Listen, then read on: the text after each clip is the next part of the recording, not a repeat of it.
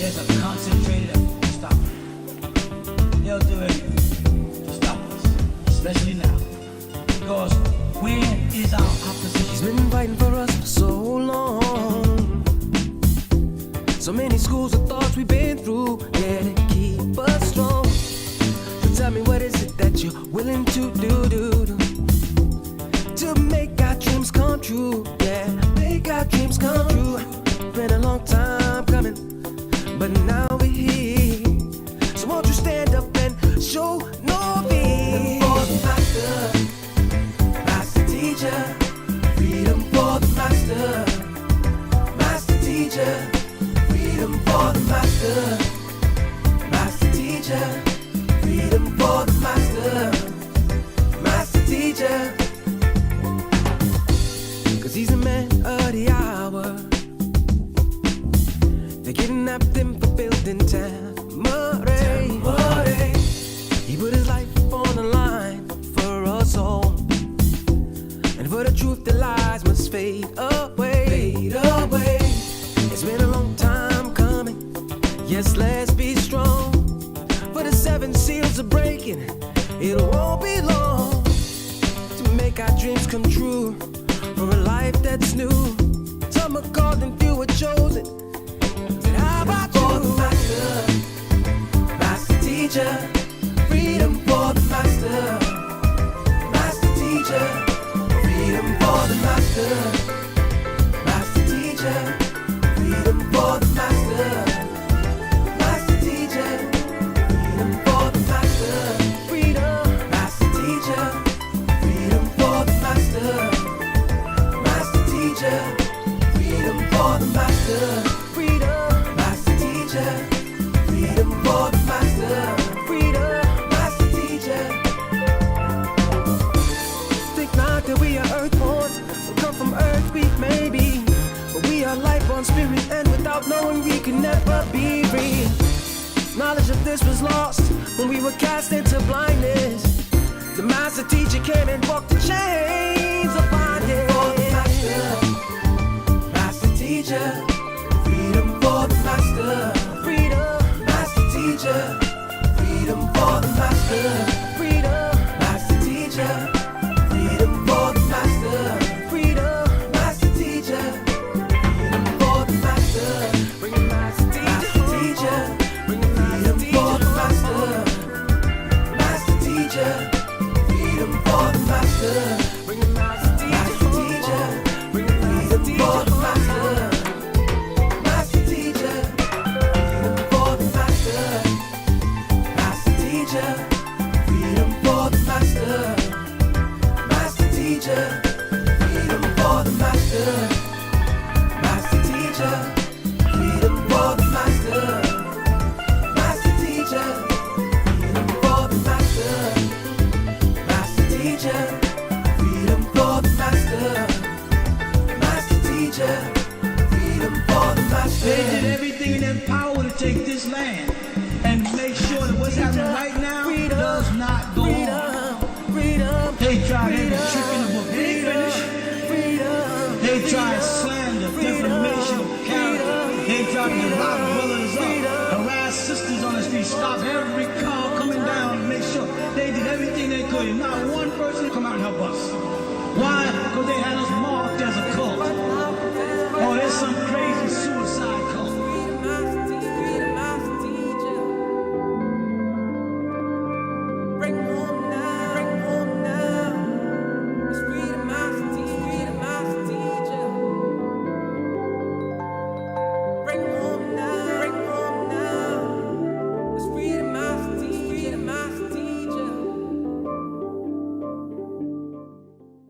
There's a concentrated effort to stop it. They'll do anything to stop us, especially now. Because when is our opposition? He's been fighting for us for so long. So many schools of thoughts we've been through, yeah, to keep us strong. So tell me, what is it that you're willing to do to make our dreams come true? Yeah, make our dreams come true. Been a long time coming, but now we're here. So won't you stand up and show no fear? For the master,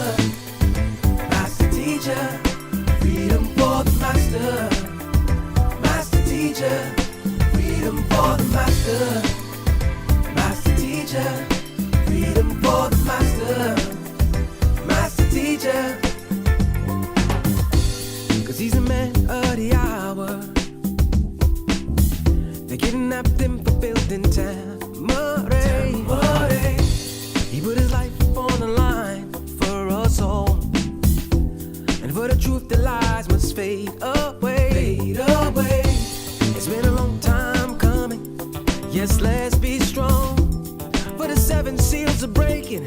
It won't be long to make our dreams come true. For a life that's new. Some are called and few are chosen. Said, how about you? For the master, master teacher. Freedom for the master, master teacher. Freedom for the master, master teacher. Freedom for the master, master teacher. Freedom for the master, freedom, master teacher. Freedom for the master, master teacher. Freedom for the master, freedom, master teacher. Freedom for the master, freedom, master teacher.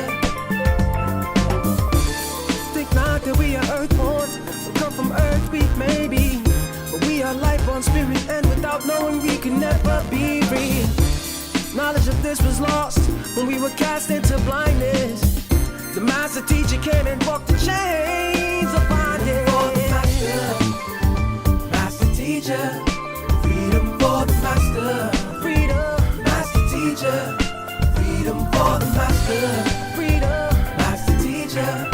Freedom for the master, freedom, master teacher. Freedom for the master, bring the master teacher, bring the freedom for the master, master teacher. Freedom for the master, bring the master teacher, bring the freedom for the master, master teacher. Freedom for the master, master teacher. Freedom for the master, master teacher. Freedom for the master, master teacher. Freedom for the master, master teacher. Freedom for the master, master teacher. Freedom for the master, master teacher. Freedom for the master. They did everything in their power to take this land and make sure that what's happening right now does not go on. They tried every trick in the book. They ain't finished. They tried slander, defamation of character. They tried to lock brothers up, harass sisters on the street, stop every car coming down to make sure they did everything they could. And not one person come out and help us. Why? Because they had us marked as a cult. Oh, there's some crazy suicide cult.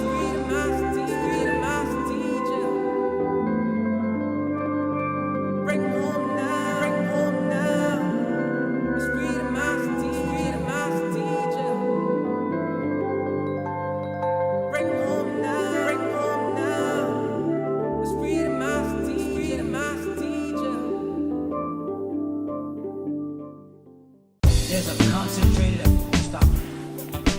They'll do everything to stop us, especially now. Because where is our opposition? He's been fighting for us for so long. So many schools of thoughts we've been through, yeah, to keep us strong. So tell me, what is it that you're willing to do to make our dreams come true? Yeah, make our dreams come true. Been a long time coming, but now we're here. So won't you stand up and show no fear? For the master, master teacher. Freedom for the master, master teacher. Freedom for the master, master teacher. Freedom for the master, master teacher. 'Cause he's a man of the hour. They kidnapped him for building Tamarae. He put his life on the line for us all. And for the truth, the lies must fade away. Fade away. It's been a long time coming. Yes, let's be strong. For the 7 seals are breaking. It won't be long to make our dreams come true. For a life that's new. Some are called and few are chosen. How about you? For the master, master teacher. Freedom for the master, master teacher. Freedom for the master, master teacher. Freedom for the master, master teacher. Freedom for the master, freedom, master teacher. Freedom for the master, master teacher. teacher, freedom for the master, freedom, master teacher, freedom for the master, freedom, master teacher. Think not that we are earthborn, we come from earth, we may be, but we are life on spirit, and without knowing we can never be free. Knowledge of this was lost when we were cast into blindness. The master teacher came and broke the chains of bondage. For the master, master teacher, freedom for the master, freedom, master teacher, freedom for the master, freedom, master teacher, freedom for the master, freedom, master teacher, freedom for the master, bring it master teacher, bring it master teacher, for the master, master teacher. For the master, bring the master teacher, bring the master teacher for the master, master teacher, freedom for the master, master teacher, freedom for the master, master teacher, freedom for the master, master teacher, freedom for the master, master teacher, freedom for the master. Teacher, freedom for the master, master teacher, freedom for the master. They did everything in their power to take this land and make sure that what's happening right now does not go on. They tried every trick in the book. They ain't finished. They tried slander, defamation of character. They tried to rob brothers up, harass sisters on the street, stop every car coming down to make sure they did everything they could. And not one person come out and help us. Why? Because they had us marked as a cult. Oh, there's some crazy suicide cult.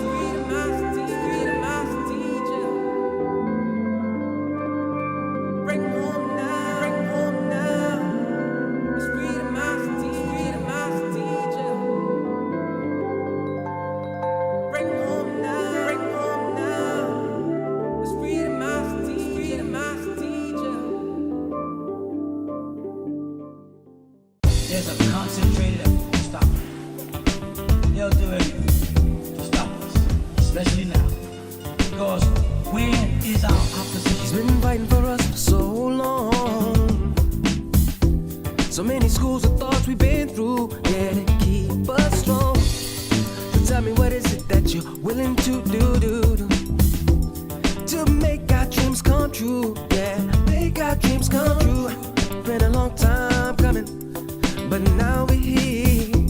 So won't you stand up and show no fear? For the master, master teacher, freedom for the master, master teacher, freedom for the master, master teacher, freedom for the master, master teacher. 'Cause he's a man of the hour. They kidnapped him for building Tamare. He put his life on the line for us all, and for the truth the lies must fade away. Fade away. It's been a long time coming. Yes, let's be strong. For the 7 seals are breaking, it won't be long to make our dreams come true. For a life that's new. Some are called and few are chosen. How about for the master, master teacher, freedom for the master, master teacher, freedom for the master, master teacher, freedom for the master, master teacher, freedom for the master, freedom, master teacher, freedom for the master, master teacher, freedom for the master. Freedom for the master, freedom, master teacher. Think not that we are earthborn, we come from earth, we may be, but we are life on spirit, and without knowing we can never be free.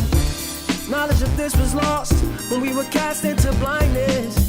The master teacher came and broke the chains of bondage. For the master, master teacher, freedom for the master, freedom, master teacher. freedom for the master, freedom, master teacher, freedom for the master, freedom, master teacher, freedom for the master, bring a master teacher, bring a freedom for the master, master teacher, freedom for the master, bring a master teacher, bring a freedom for the master, master teacher, freedom for the master, master teacher, freedom for the master, master teacher, freedom for the master, master teacher, freedom for the master, master teacher, freedom for the master, master teacher, freedom for the master, master teacher, freedom for the master. They did everything in their power to take this land and make sure that what's happening right now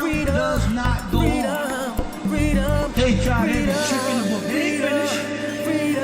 They tried slander, defamation of character. They tried to lock brothers up, harass sisters on the street, stop every car coming down to make sure they did everything they could. And not one person come out and help us.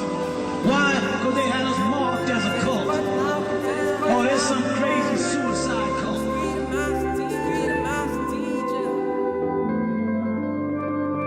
Bring home now, bring home now.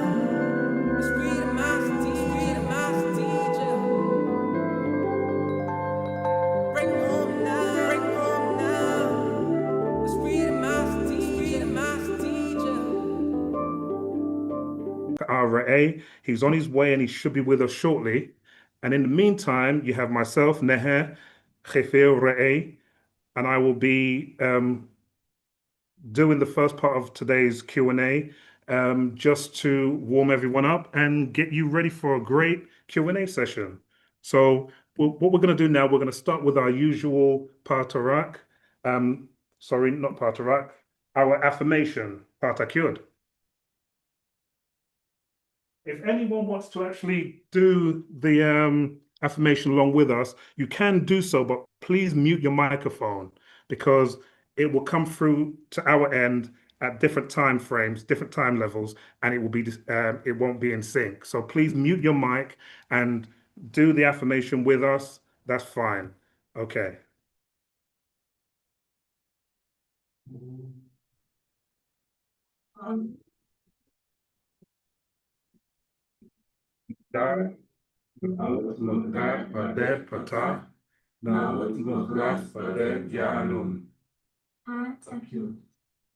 Anuki Jawef Pa Ashuk Empa Bahut U Kalal Ashuk Kawan Jawef Neya Anuki Kasam Un Empa Bahut U Pa Bahut Kawun Kasam Un Em Neya Anuki Wahu Ame Pa Bahut U Pa Bahut Kawun Wahu Ame Neya Na Hokador Na Juk Ahmed Hassan Un Empa Paut Wu Khabur Ahmed Mushkhasum Na Hokador Kawan Kalal Pafat Na Hok Harut Jawef Pa Paut Ahmed Waset Ahmed Aradni Kawun Laye Bahoy Jawef Pa Paut Anuki Abedie Nafashni Paut Kawun Anuki, Paut Kador Nakuk Kador, Paut Amul Nakuk Amul.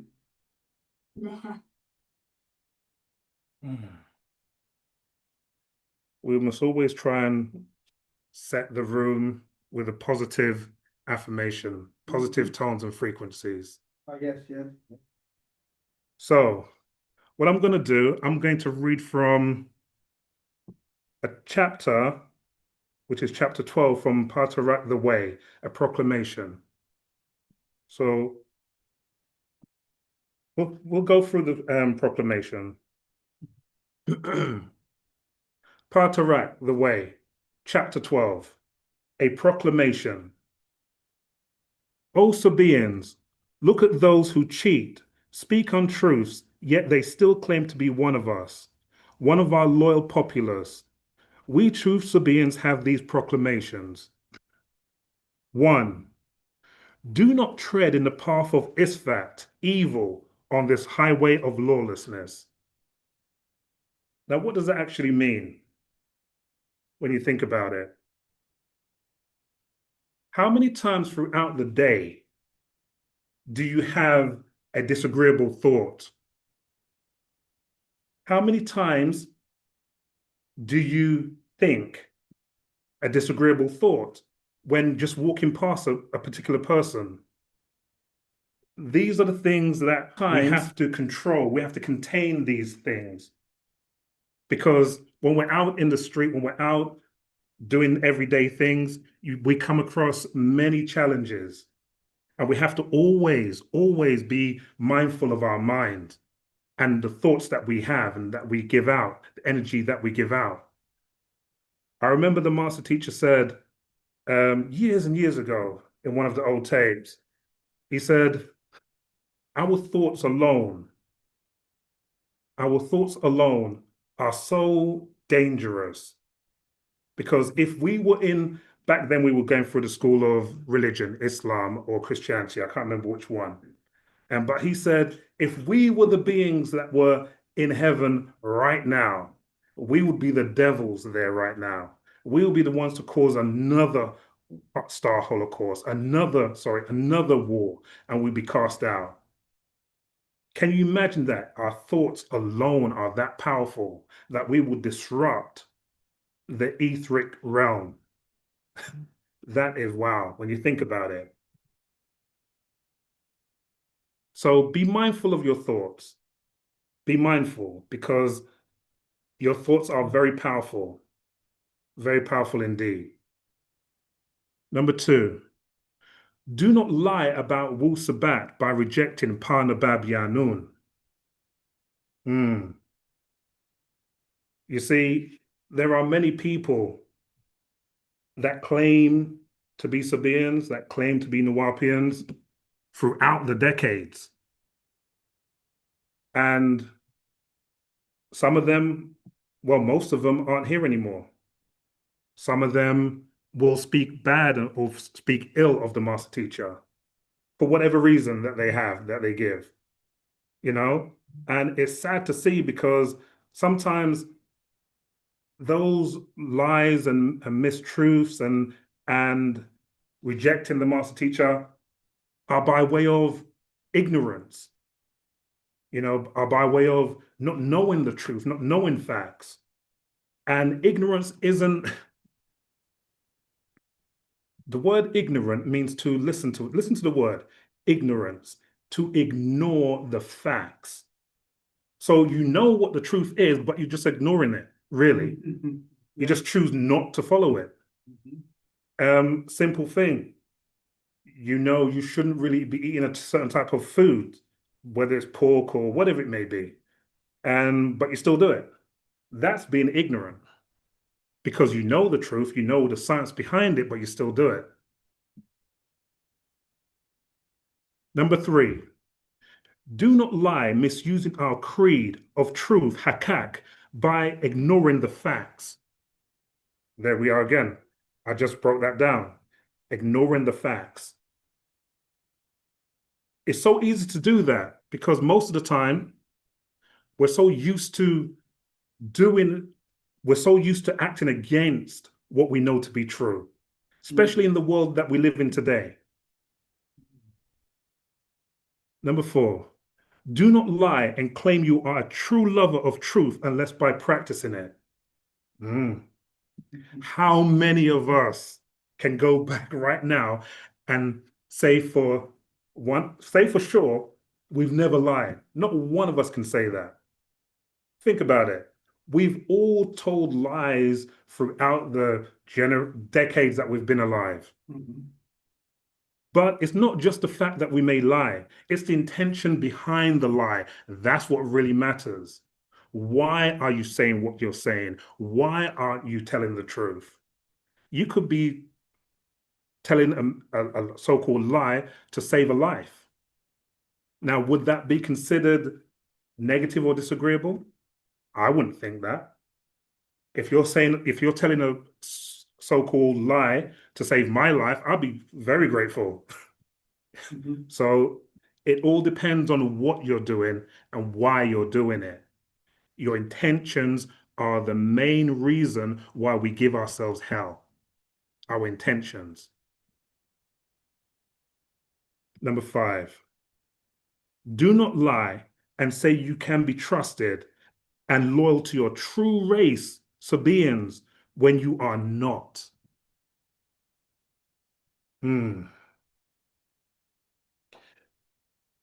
We have to know who and what we are as individuals. Only you can say who you are from within, and you know if you're loyal to your true race or not. You know what you do in behind closed doors, in secret. You know who you claim to be a part of. And that one doesn't really need much explanation because we all can look within ourselves and we know who and what we are. Whether we want to be truthful to ourselves or not, well, you can't really lie to yourself, really, can you? Number 6, do not lie and say you are the peacemaker when you are indeed the source of arguments, fights, and gossip. Wow. How many times do we sit there in the break room at work and we have these silly conversations about who did this and who did that, and so-and-so's with this person and so-and-so's doing that. All of those actions bring about disagreeable and negative feelings amongst each other, and people do know, and think about who's actually watching you when you're doing all these things. The overseers, they're watching you all the time. Everything that we do is being written down. Everything, every thought, every action, every turn. So when you're faced with the recording of everything that you did, you won't have a leg, so-called, to stand on. So you have to be so mindful of everything that you do, how you treat other people, the respect that you give yourself even. You have to be so mindful. Number 7, do not commit atrocities by rejecting ma'at, reconciliation, when other Sabaeans wish to make up. Now, sometimes we have disagreements. As Sabaeans, wu-nuwaupians, we have disagreements. Everyone has disagreements, doesn't matter who we are. And it could lead to ill feelings now and then. But we must always try to fix that problem.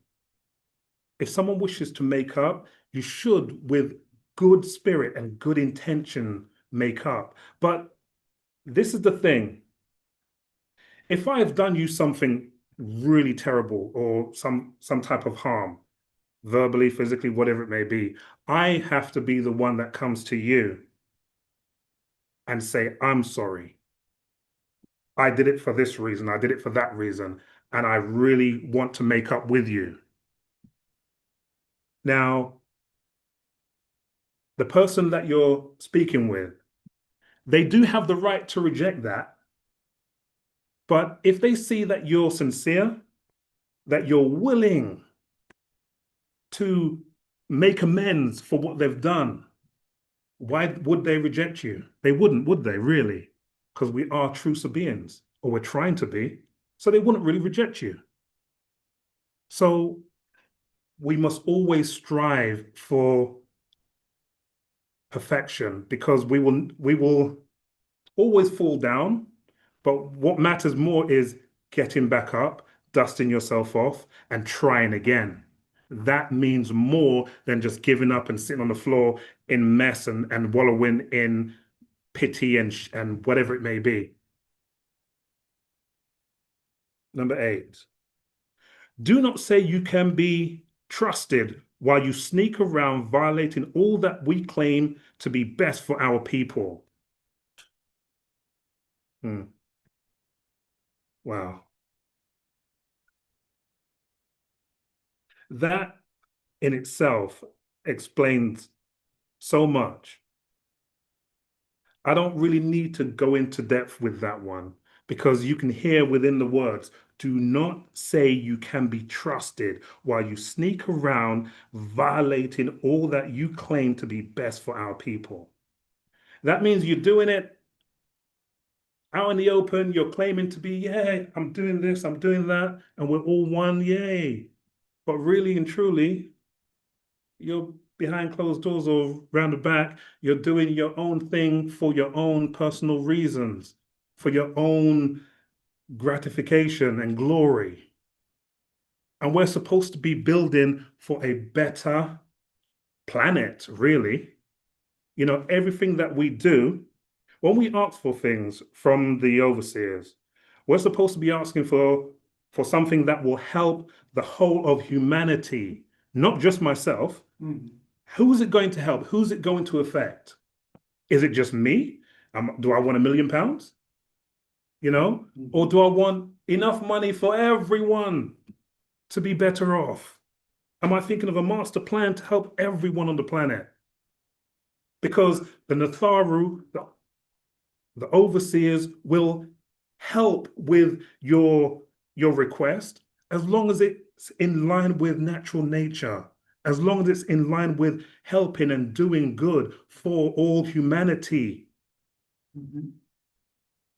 Number 9, do not lie, deceive, cheating by acting and living in the image of this beast man of sin.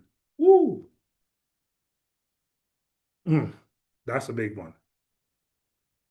We've all grown up in a particular society where everything is about gold, diamonds, fast cars, women wearing next to nothing on TV, whatever it is. And we Feeding all the beast. exactly feeding the beast.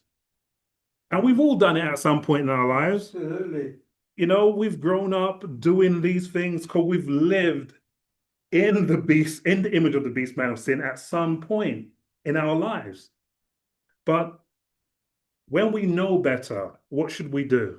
Try and do better. Do better. But what is the tools and methods the Nuwaubians use To do better to do better? Yeah. How do they train themselves?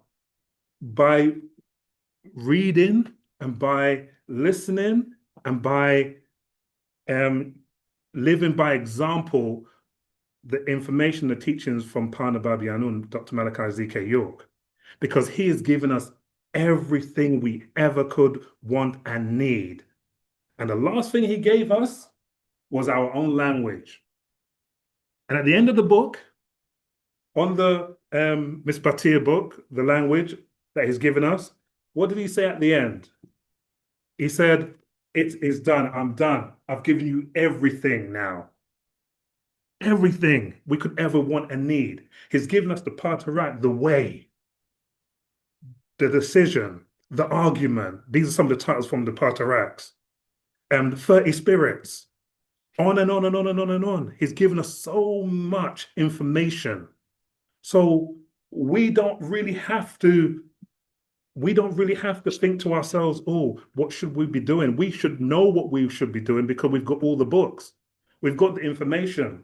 And then he gives us updates every now and then so that we may see, oh, this is this, this is that. This goes into more depth than what we had before. So we shouldn't be stuck. We should just be getting on with it and doing what we know we can do. So, and some of it is self-explanatory and it's actually coded within you. Okay. Because you should know not to steal. Yes. You should know not to hit and hurt other people or kill even. Yeah. Unwarranted. Otherwise karma gets you. Exactly. So certain things you should know not to do, like harm your parents, things like that.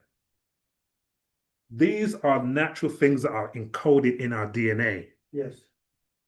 So the master teacher, when he teaches, he says, I'm not teaching you anything that you don't already know. This is a remembering tool.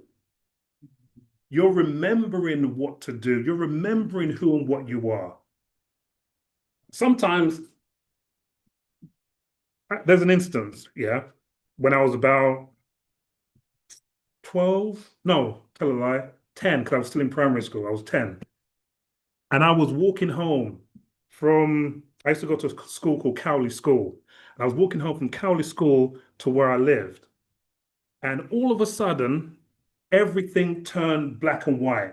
Everything turned into like the old sort of like Victorian times as I was walking down the road for about 10 minutes or so. And I was puzzled. I didn't know what was going on. And I'm a 10-year-old witnessing and feeling all this. The street turned to cobblestones. And I remember when I was thinking about this when I was about 25, and I was thinking to myself, wow, that was a remembering thing. That was a remembering tool. I remembered being here before. I remembered walking down that road before. I remembered feeling those feelings looking at the old Victorian buildings. And everything is a remembering tool. Everything that we have within us is within us. All the information we need, the master teacher is just trying to pull it out of us because it's already there. Sometimes he has to knock you upside your head a bit harder than others, but it's all still there. So, yeah. And finally, if you undertake these responsibilities, let it be known by your actions. Simple. Your actions will denote what you are. Not what you say, but your actions. Because I can say anything, but am I going to do it? Can I do it? That's the thing. Actions speak louder than words. Exactly. Actions. So what Action speaks louder than words. this thing you read out is 10 points or something, 9 points? There's 9. Okay, let me go back to the top. It's from one of our books called The Patarak, and it's chapter 12, A Proclamation. Yeah. PAATARAQ, the way. And this is from chapter 12 of A Proclamation. I can actually I can send this to you on your phone. Okay. Yeah. So Okay. there are 9 guidelines or something, 9 Yeah. something. We do have many more, Right. but these are ones that we should always be mindful of every day, that we get up every day, we go throughout the day and we encounter different obstacles and different mindsets of different people, because you don't know what's going to come your way. Even when we leave here, we don't know what's going to happen. So every situation, I try to think about what I'm going to do before it happens, because I don't want to react. You see what I'm saying? Yeah. I want to step back, think about what I'm going to do, and then proceed. Like, for instance, most people, when they go out and they have an altercation with someone, 9 times out of 10, it ends up in a fight, right? In a pub or a bar or a nightclub or whatever it may be. Yeah. And that's purely because people don't stop, think for about 5 seconds, take a deep breath, and analyze the situation. What could actually happen here? What could actually go wrong? You know? Right. There's been incidences where someone's just pushed someone. Yeah. The person's fallen over, cracked their head on the edge of the pavement, and died. Oh, yeah. Wow. And now you're in prison for murder just because of a push. Right. Just because someone annoyed you, Yeah. that you pushed them that hard that they fell over. Mm. That's, when you think about it, all that was a person not stepping back and taking a moment. That could have saved so much heartache. You had a situation today. I was in the Ritzy having a coffee. right? So before I went in the queue to get my drink, I put my bag and coat on a seat to book my seat at the queue. Tour. And while I was in the queue, a lady came and sat down the table next to mine, right? But then, Sorry, could you use the microphone? beg your pardon. It still would have come out, but just to make it really clear for those online, Sure. because they may not be able to hear you properly. Okay. So I put my bags and coat on a chair at one table. The table next to me, a lady came and sat down to the table next to mine while I was in the queue for the coffee, right? In the ritzy cafe or restaurant. Tour. Yeah. But when she saw me approaching where my coat was, she jumped up. I moved away near the door. Wow. And I thought to myself, and then I thought to myself, that's interesting. Let me just go on. So what I did was, just for the fun of it, I went to look at her where she sat down. She sat right in the corner, far away from me. So, and I just smiled at her. Because she's a European type sort of person.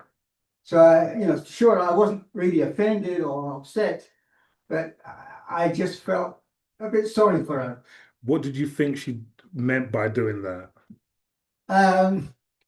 Well, I can only conclude that she didn't want to sit near where I was for whatever reason, because maybe I look a little bit different than she does, because she's a European and I'm a non-European as well. So she may have felt Unease. she felt uncomfortable because she doesn't normally associate with people who are different than herself. Tour. I mean, but she gave me a nice smile when I finally went out of the cafe. Oh, that's unusual. Well, she was by that time she was with her significant other, shall we say? Yeah. Unfortunately, people.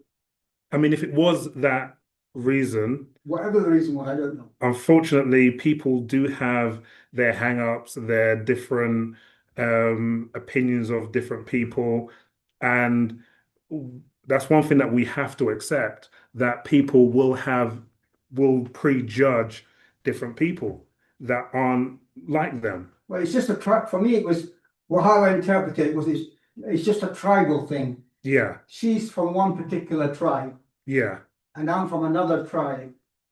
But generally speaking, Europeans think of themselves in terms of tribes. They don't see themselves as a part of humanity. They think themselves a separate tribe from another planet or something. That's the thing. We all are from different planets.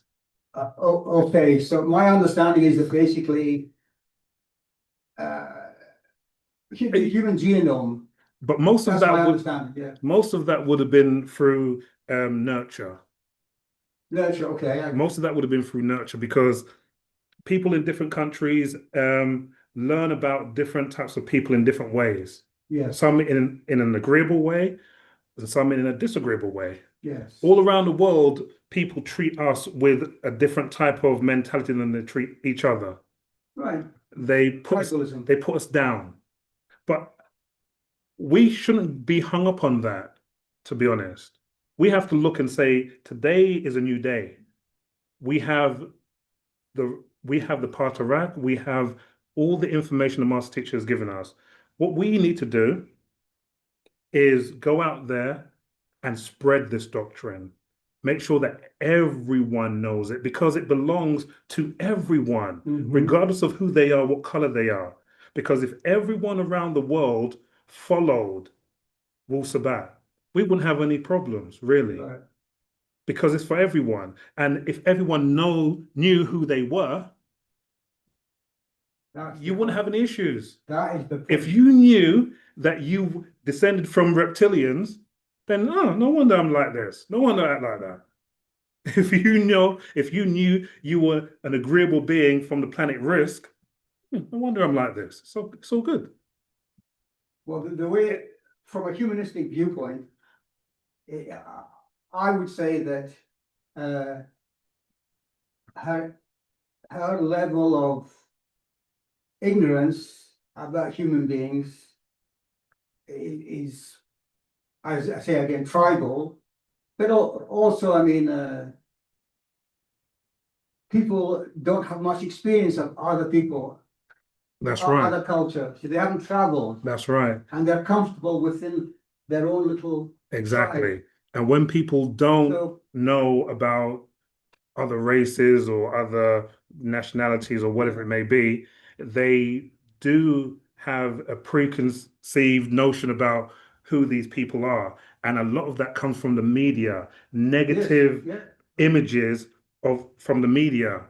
I mean, look at how the media depicts Nugaru, women in particular, always half naked, always twerking somewhere on YouTube. yeah. Nagaru men, always acting violent and aggressive. So what's the term Nagaru mean? This is one of our names for us as Negroid people Oh, I see. It's a or darker hued people. Um, you may have heard the terms Nubian, yes, yeah. and the derogatory term for that would be, well, I'm not going to say it, but the Americans, Word. yeah, basically. So these are just some of our real titles, some of our real names, Yeah. like the Adamites, which don't apply to every single so-called Caucasian person Right. out there. The Adamites are a specific race and group of people. Not Yeah. everyone is the same. Unfortunately, that the master teacher said, it's difficult to know who is who on the planet because everyone is so mixed in. Mm. And no one can tell you who is who until he writes a book about it. So your teaching then is it slightly different than what the Human Genome Project says? Different in what way? Well, the Human Genome Project says that human beings originated in Africa and then expanded throughout the world. Well, when you're There's different branches of the same tree. Let me put it like that. right, when we talk about Africa, the people that came out of Africa, only a certain portion of the people that you see today came from that continent. Do you see what I'm saying? Because, and we have to remember that we have to look at many different things that have happened from then till now. We've had extraterrestrials have interceded and have done experiments and have changed certain beings on the planet. And we're talking about us. We have the natural evolution of people that came out of the waters. We have different types of beings that were so-called that looked like us, but had straight or wavy hair. And I believe those would be the Hindus. So when we talk about so-called Nagara or black people, we are new beings. Yes, nice one. Yeah. That's why when the master teacher broke down the word, or he said we are Nubians, listen to the similarities. Nubian, new beings. We are different. We're not the same. So you can't expect us to do the same. And most people that are originally from Africa would be what we term as full souls, complete soul. Most of us here are half souls. And it's down to the mixing and the being watered down. A lot of us have different races within us or different cultures in our DNA. I remember when I was probably about 4 or 5, looking at this lady thinking, how this my aunt by blood? Because she looked nothing like me, nothing like my sisters. She was my aunt by blood. So I was like, fair enough. It is what it is. You know, and then my father, he has a book of all my family going back generations. Tree, Yeah. tree, And when I saw it, I was like, oh, okay. Don't like that. Don't like that. Glad I came out the way I did.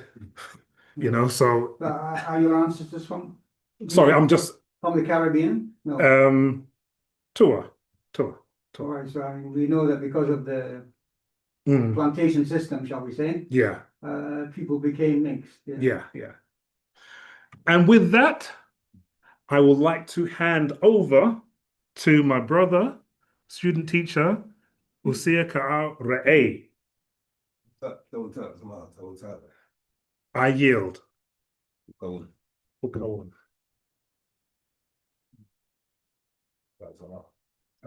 Robert Moisar. Robert. Yeah, good looking out, brother Mihe, for holding the fort and keeping the our souls moving and our souls charged. And you Okay. came from the east. I came from the east onto the west. Just like the sun.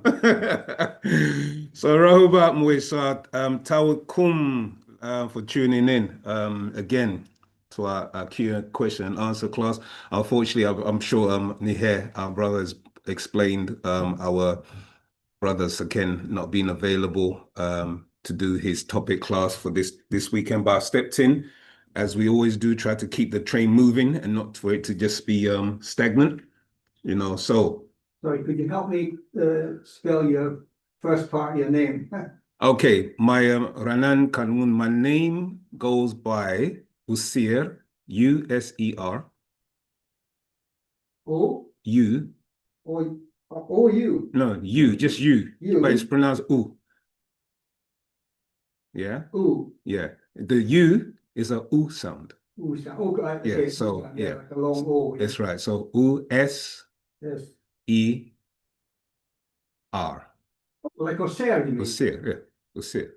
Okay, well, in some places they say Osir. Yeah, Osir set. exactly. Yeah. Oh, okay. I'm with you. Right, good. Different versions of the name, but yeah. So Usia Ka'a Ka. Oh, Ka. Ka'a Reye. Ka. Yeah. So we have a choose a name. Reye, R-A-Y-A.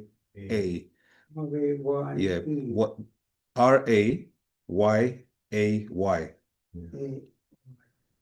Okay. Yeah, Reye, because this is where you get the word Ray. When you hear the term Atun Ray, yeah, Atun Ray, the whole actual pronunciation of or the sound is Reye. That's the actual tone, Reye. Okay. But it's been shortened over time to Ray. Yes, in Yeah, English. in the English, yeah, exactly. But what the master teacher, Parnabab Yanun, has been doing, he's been giving us back our tones. Ah, You see, so what you hear, for instance, Isis, that's not the correct tone for her. no. You know, so Osiris, that's It's not the correct tone. It's Exactly. Or Ashashtat. Yeah. So we go by the correct tones. In speaking the correct tones, those correct tones then recalibrate your DNA. It aligns your DNA with them. Oh, okay. Yeah, because it's like if I said to you, what's your mother's name? Mhm. And you told me her name and I pronounced it incorrectly. Okay. And I'm calling her in a room and she's not answering. That means I'm calling her on the wrong name or by the wrong tone. Yeah. You see what I'm saying? Just like your name, if somebody called you by the wrong tone, you wouldn't really necessarily just turn around. You may think, is somebody calling me? Do you get what I'm saying? But not necessarily that it's you definitely. So it's like the same with when a baby cries, the mother knows the tone of the baby because they're in tune with that child. And likewise, the same thing with us when we have our names. The names has a genetic encoding which is linked to your ancestors. Hence, like you, because obviously I've met you before, and you told me what your name was and what it meant, Babatunde. Do you get what I'm saying? Yeah. And like my name is Kwabena, except that's part of my traditional name. Kwabena, yeah, you know, from the Akan culture. So all names, sounds, tones, and vibrations do matter. So that causes manifestation, that causes an etheric or spiritual link to those who are in your blood. Do you understand? And what they've done over the years is they've obviously managed for us to drop our original names and use the Slave names. exactly. But then Like those Mark and Rex was saying, yeah, I don't know my real name. exactly. Yeah. So those tones, Malcolm, John, Richard, it all links back to their spiritual connection, not ours. Yeah. So so Taokun, obviously we've opened up class. So yeah, if there's any questions online, I'll be more than happy to answer. Or the our elder here, if he's got questions, got two elders in the room. I've got somebody online, Tahuti Basor. I'm gonna invite you to speak, Tahuti, if you're still around. Taokun. That was that. Yeah. So Rahubat Moisha. So you have any questions? This is an open and answer class. I said, unfortunately, our good brother Sakin Saham Reye is not available today to take class. So yes, feel free. Liz, is anything in the chat? There's 4 questions in the chat, I believe, or just saying Rahubat. Okay, yeah, as I said, the class title was originally Ascending and Descending Angels. We can touch on that slightly, but I don't know what direction my good brother Seken was taking it into. But feel free to ask what that means, and I'll do my best to touch on it. Okay. Wawe, no questions? You made me travel all the way from the east to the west. There's no questions.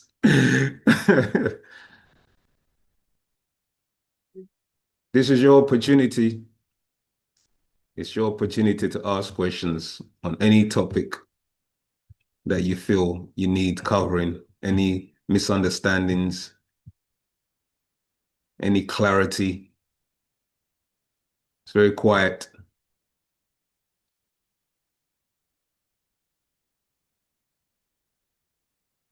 Okay. Maybe should I read something for somebody? Oh, are there any other vegans? What's the question? Are there any other vegans participating? Sorry, Richard, I don't understand your question. In relation to what? Or were you supposed to type in something else? I don't know.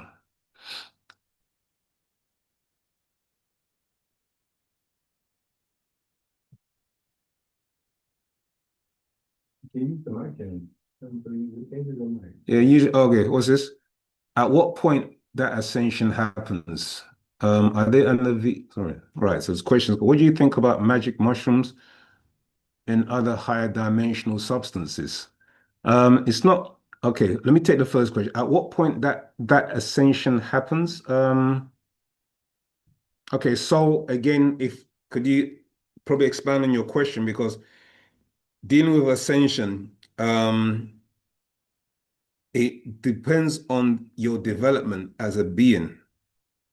You know, your connection to natural nature and the forces that you're connected to is 9 ether forces. That's what we as Nagaru have the connection to.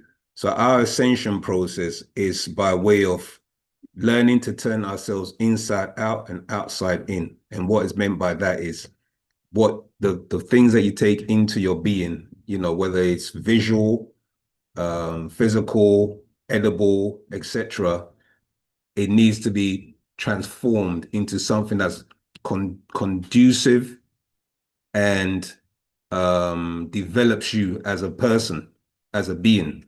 Because ultimately, when you feed your body the right substances, your body translates that into the spiritual realm because it's energy.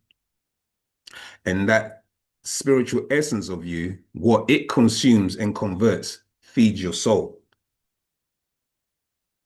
Okay, and from the soul constantly being fed the right type of nutrition allows it to gain its wings or magnitude of strength, which then allows it to transform and ascend into higher realms.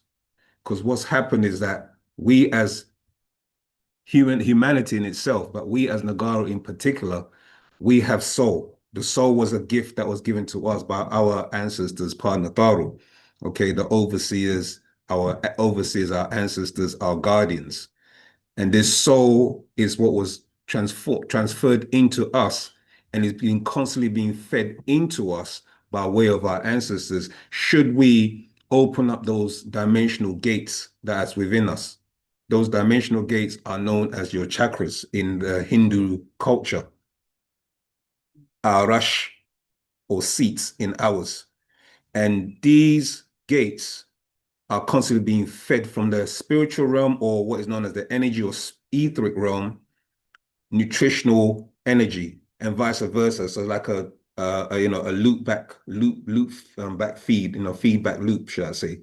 And so what we ingest physically, energy wise, mental wise, etc., affects the way your soul develops, which allows you to have the ascension process where you can actually have the ability to turn yourself into a craft and actually break the gravitational forces that keeps us bound on this realm, you see. So you can actually have the ability to do that. And there's different stages of this being able to be practiced. Doing it together is the most important, because as we chant together and as we pray together, our heart seats sync together. And when our heart seats sync, that etheric syncing and the etheric vibration and the frequency actually can break the sound barrier and can also affect levitation. So you can actually float and become one craft. So this is the science that Partner Babi Yanun is been trying to convey to us over the many years through all the different schools, is that once you learn these particular things as a race of people, you have the power potentially, okay, because it is within your potency, potentially to be able to transform.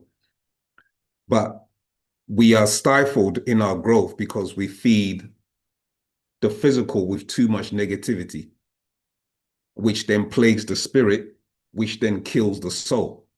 And so this has been systematically and strategically done over the last 6,000 years, you see, by species or race of humanoids on the planet, known as Adamites, okay, and their children from these fallen Nafalu angelic beings, for lack of a better word. But extraterrestrials have their children on this planet as well, and their intent is to keep us Nagaru or humanity suppressed so that they can control. So the ascension process is first learning to break the spell. And the spell is the spell of mental ignorance and racial blindness. Once you're able to break that spell, which means you give back all the things that you were conditioned, indoctrinated with, accepted as a child or even an adult while growing up, especially in the West, and the things that they've pushed onto us mentally and also visually, especially more the visuals, because us growing up, we've all watched the He-Mans and the Battlestar Galacticas and the Marvel comics and the Marvel movies, and we watched all of these different things. But unbeknown to us, we are actually absorbing all of these things into the mind's eye. Okay, and the mind's eye acts like a negative. Like, if you know about old photography, they will go into a dark room. So if your brain is in darkness, okay, it's developing images. And that's how they used to do it in photography a long time ago. They used to develop images. If you know, if these slides called negative, you hold it up to the light and you actually be able to see the image. So it's the same thing that's taking place in your mind, in your mind's eye. It's actually developing images and then is projected by way of these lights and that are coming into our mind, you see, and it's being converted. So we no longer start to see ourselves in an image and likeness of who we are. We start processing and developing images other than self and kind. So we want the blonde hair, we want the weaves, we want the this, we want the, the tattoos and all of these things, but not realizing these are actually programs. Okay, they've been programmed into our genes and into the very fiber of our being, not just genetically, but also into the energy or etheric matrix, the actual true essence of who you are is going into that kind of processing. And it's changing us on a molecular or on a sub-molecular level. You see, but because it happens over a period of time and, gradually, you don't really notice the transition. Do you get what I'm saying? Until you start behaving and acting, and then you think that is you. You think believing in Jesus, or you think, wanting to be this way, or having, the tattoos, or having your tongue pierced, and all of these things are natural, but they're actually not, or that is my free will. I can do whatever I want, you see. But really, unbeknown to you or human beings, is that they're being slowly converted and being controlled. And also those who have potentially have a soul to develop, they're now killing their soul, being living in somebody else's image, giving up their energy to something else other than self. So that's what the ascension part is that I can explain. Like I said, Brother Seken might have taken it to another angle, or maybe build higher on what he's was about to teach. But I hope that helps in explaining about the ascension. Just go back a bit to codes. Rahubat Zamal is a question. Can you explain if the Adamites not having a soul relates to Pa Ba'a or Pa Rawah? Okay, it's the Ba'a aspect. The Rawah as part is the breath. Okay, everybody receives that breath, okay, which animates you. Do you see what I'm saying? So there's two portions of what is known as soul. One is the divine essence of you, and one is the breath of life of you. Do you get what I'm saying? And that rawah, when it's breathed into you, you then, if you had what they refer to as the double portion, that will be your ba'ah. But as time went on, what happened with the Adamites is, as I was explaining, due to not being in tune with natural nature, or being made unnaturally, and then being mixed with other creatures, humanoids, etc., that lack soul, okay, and were animalistic, they inherited these characteristics and these genetic traits.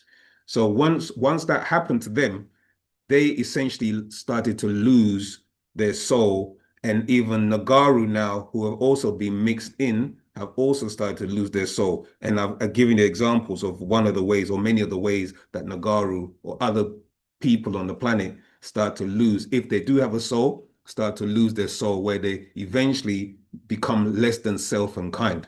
You with me? And it's prevalent in their way they behave, and things that they consume, and how they conduct their day-to-day life. This all becomes about self. It's not become, as Brother Nihel was explaining. It's not about the good of humanity. It's all about me, myself, and I. And that's the other part of the selfish mentality that is grown from not having a soul, because you're just working off of spirit. See, so soul goes beyond that. Yes, Lamata, you have a question. Can you explain the difference between kind to self and selfish? Sorry, say that again? Kind to self and selfish. Kind to self. Yeah, so like self-nurturing. Okay. Wait. Right. Okay. We've always been taught to love self and kind. You with me? Because in loving self and kind, you're looking at you and your race. Do you see what I'm saying? And you are doing the best for your race and your kind. And there's nothing wrong with that. When it comes into selfishness mode, is that you're feeding the desires. Do you see what I'm saying? Instead of, like, for instance, let's just give an example. You got a piece of cake, Yeah, simple example. You got a piece of cake, and children exhibit these characteristics a lot. Yeah, so let's even bring down from a cake. Let's give her a cookie because children like cookies. So, and then they said, share your cookie with X amount right away. The child, unless they've been raised in a particular way, most children are selfish. Do you see what I'm saying? And they'll, no, I don't want to share this with this person, that person, that. You know, why would you share my cookie? Do you know what I'm saying? So it's born out of desire, you see, as opposed to loving self and kind is born out for the goodness of the whole of humanity or the whole of your race. See what I'm saying? And so that's like the analogy that I would give, the example I give. So obviously, that's a child's mentality. So now you grow up as an adult and you still exhibit and inhibit these particular traits as an adult. Is because your desires, either you haven't burnt them out or you're so wrapped up in self, you see what I'm saying, that you can't let go of certain things that you've acquired, which is covering your true identity. Do you see what I'm saying? You want to accumulate. That's selfishness. You just want to accumulate things. You want to hoard this. You want to hoard that. You don't want to share this. You don't want to share that. You don't want to be participating in group functions. You don't. That's all born out of selfishness, and that's part of the ego, which is a negative aspect of the mind. You see what I'm saying? While your mind, you have a higher perspective or aspect of the mind, which is all about loving, giving. You with me? And once you feed those positive thoughts into the mind grows and develops and blossoms into a person who's helpful, towards not just, like I said, not just your race, but just to humanity.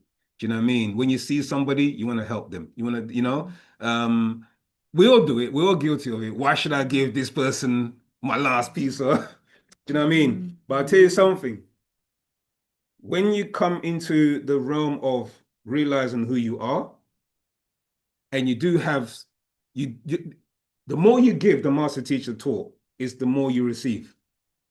Yeah, and I was listening to the interview with Dr. Malachi, one of the young children, his sons, and he was explaining how the master teacher would always be given, but there's a science in giving.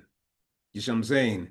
Because when you give, you receive. When you give, you receive. There's a book written by Deepak Chopra, yeah, and in one of his very first chapters, he says, when you go to somebody's house, yeah, the gift of giving, okay, even if you bring a card or a flower or drink or something, you see what I'm saying? The universe rewards you. Do you see what I'm saying? So it's the energy that you put out there is what you receive back. So that's the same science that it should be applied to everything you do in life. You with me? Yeah. So you're raising, this is part about the growth of your soul. That part of the ascension is because once you become a supreme being, there is no self, as in me, myself, and I. When you're a supreme being, you're helping all of humanity. You with me? You don't work on oh well, he's this, he's that. Don't get me wrong, there's cycles and there's supreme beings who are assigned to certain species on the planet, but ultimately it's for the goodness of humanity and the race. Yeah, okay. So what you're saying is that we are trying to reach a certain point, which is where we are serving humanity. Precisely. That's your whole goal as a supreme being. As a supreme being. Yeah, because what is God? What is the ultimate thing of God? God helps those who help themselves. God helps everybody. God helps everybody, according to even the religious concept. Yes. Not even what they believe as in ghosts and spirits and angels and all of that. Let's just park that to the side. Just the religious concept of what God is. God is somebody who's responsible for humanity and for their actions. Yeah. Do you see what I'm saying? That's what God is.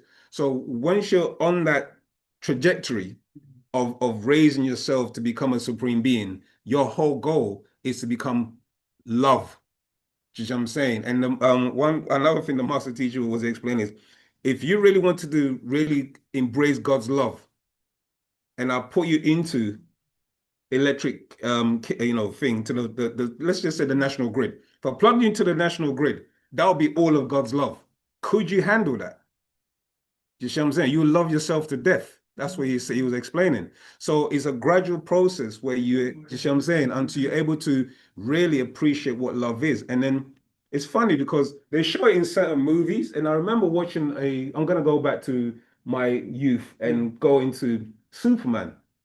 Because it's Superman, when you actually watch the first movie, back in the 70s, listen to what is being said to him while he's growing in that pod. It wasn't about him flying with a cape. It wasn't about him kicking things and punching and beating bad guys. He was to teach humanity.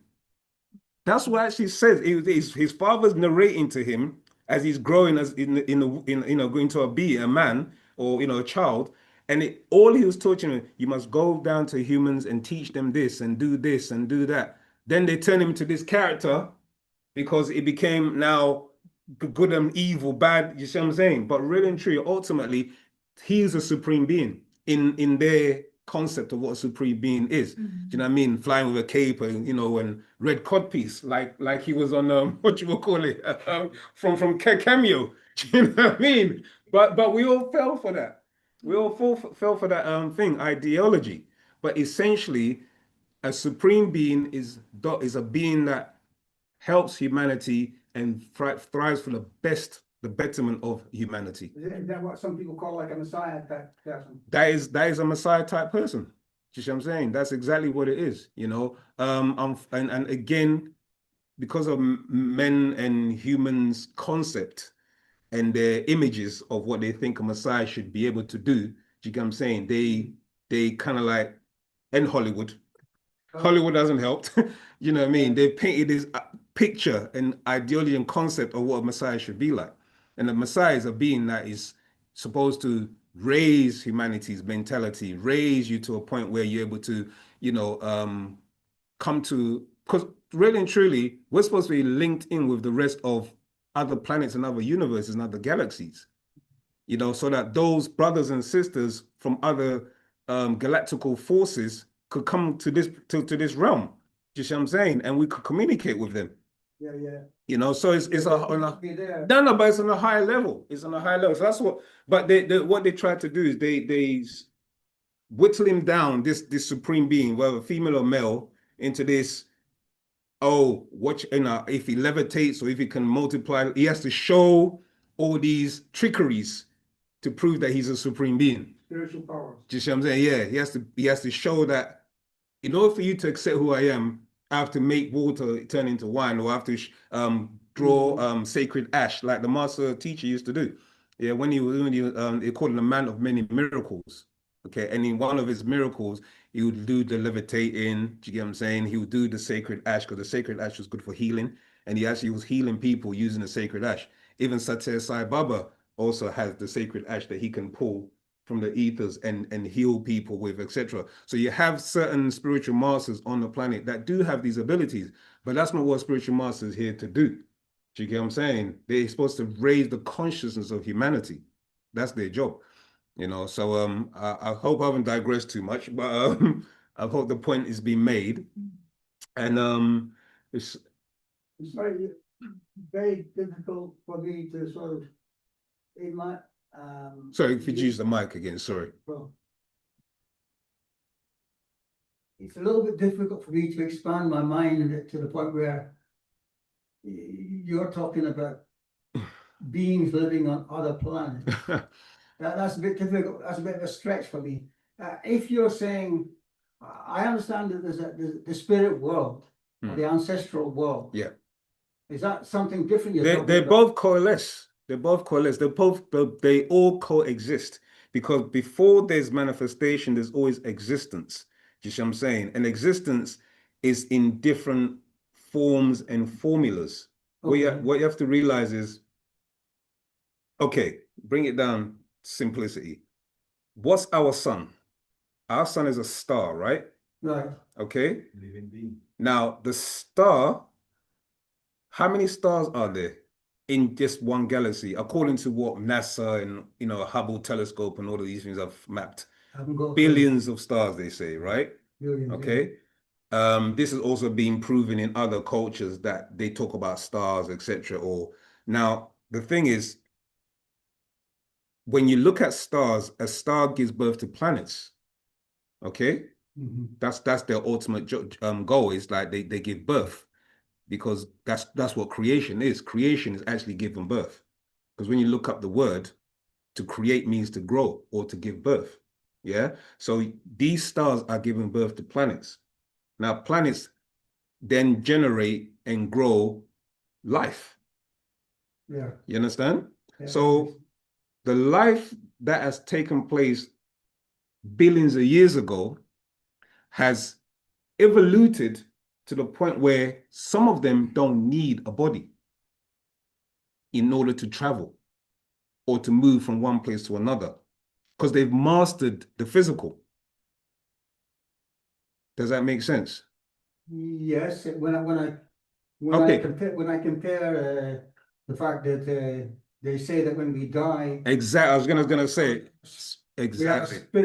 spirit body or a soul body. Exactly. Which loses The physical, one, exactly. and then carries on. Exactly. So whatever you're composed, exactly. So you're composed of 3 to 4 different components. Okay. You see what I'm saying? The physical, because it's in a world that is governed by physical laws. You see what I'm saying? Then you have, yeah, you got it, yeah? Then you have the energy realm. This word spirit is more connects it to religion. So let's just say it's energy. Okay. So auras, yep. So these are just like different particles that the energy will work through. But these energies are called either spirit or soul. Do you see what I'm saying? By religious concepts. Okay. But the particular energy, some beings have transitioned to the level where they understand that the physical is not the be and end all of existence or life. You with me? Yeah. So going back to the star explanation, some of these beings have been around and revolved around star formations, and they've got to the level where they did not need a physical body. They're no longer bound by the physical laws, you see what I'm saying, of a body or the environment. They've now ascended. Do you see what I'm saying? Yes, ascended. Yeah.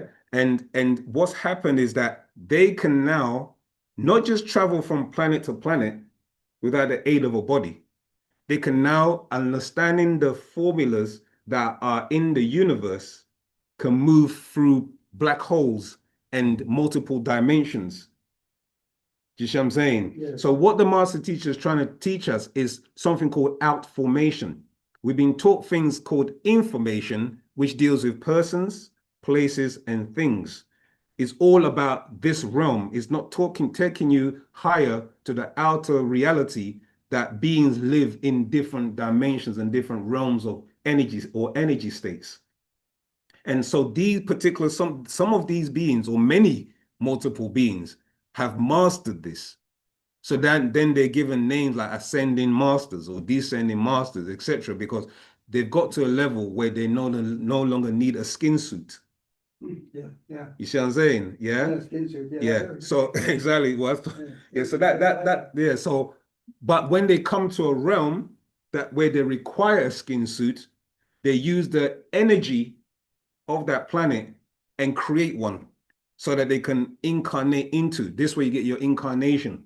You see what I'm saying? Because the word incarnate just means to come into a physical body, carnal, into a physical body, carnate. Right. Yeah? What I'm getting a picture in my mind is at some point we should be able to, from this dense state that we are in now, That's right. we should be able to go to a finer and finer level of energy. There you go. Precisely. That's what you're saying. Precisely. Exactly. Okay, yeah, Exactly. I can see that. I can Yeah. see that. A different level Yeah. of consciousness. Yeah. then. So what has primarily happened to us? We've been made to forget. Right. Do you see what I'm saying? Because people aren't aware there's an actual spell. Do you see what I'm saying? that has been put over us, Right, a deep mental spell. right. So when you understand also, and you start to understand the mechanics of the mind, the master teacher wrote a book called The Mind to show you that once your mind is corralled and is controlled by other forces than yourself, Mhm. there is easier for them to manipulate, just what I'm saying, your mind's eye. And I was giving that thing about the images, because many people haven't studied or taken the time out, no fault of their own, but because of environment, because of upbringing, because of the institutions that we grow up in, they feed us misinformation. So you no longer want to pursue a particular feeling that you may have about Beyond the matrix. beyond the matrix, yeah, beyond the physical. You're trapped. So that's why they trap you by words, they trap you by sounds, they trap you by tones, because what they don't teach you, oh, we're all the same. Religion teaches, oh, we're all the same. We're not all the same. Physically, physiologically, we all have a nose, eyes, mouth, you know what I mean? That's it, yeah. But when you start to go beyond that and you start to go into the physiology, the DNA, the genetics, the matrix, the this, the that, and you start to break it down. Remember, they've done the human genome project. Yes. So they've been able to map out genes. When you're able to map out genes, you can see who's got what trait, who's got this, who's from this, who's from that. And there's a natural on YouTube, there's a elder who's been studying human genes for a long time. I've forgotten, you have to try and look it up, but basically he breaks down that they found out that certain races or species have, I think, 3, then 6, then 9, 9 being the highest.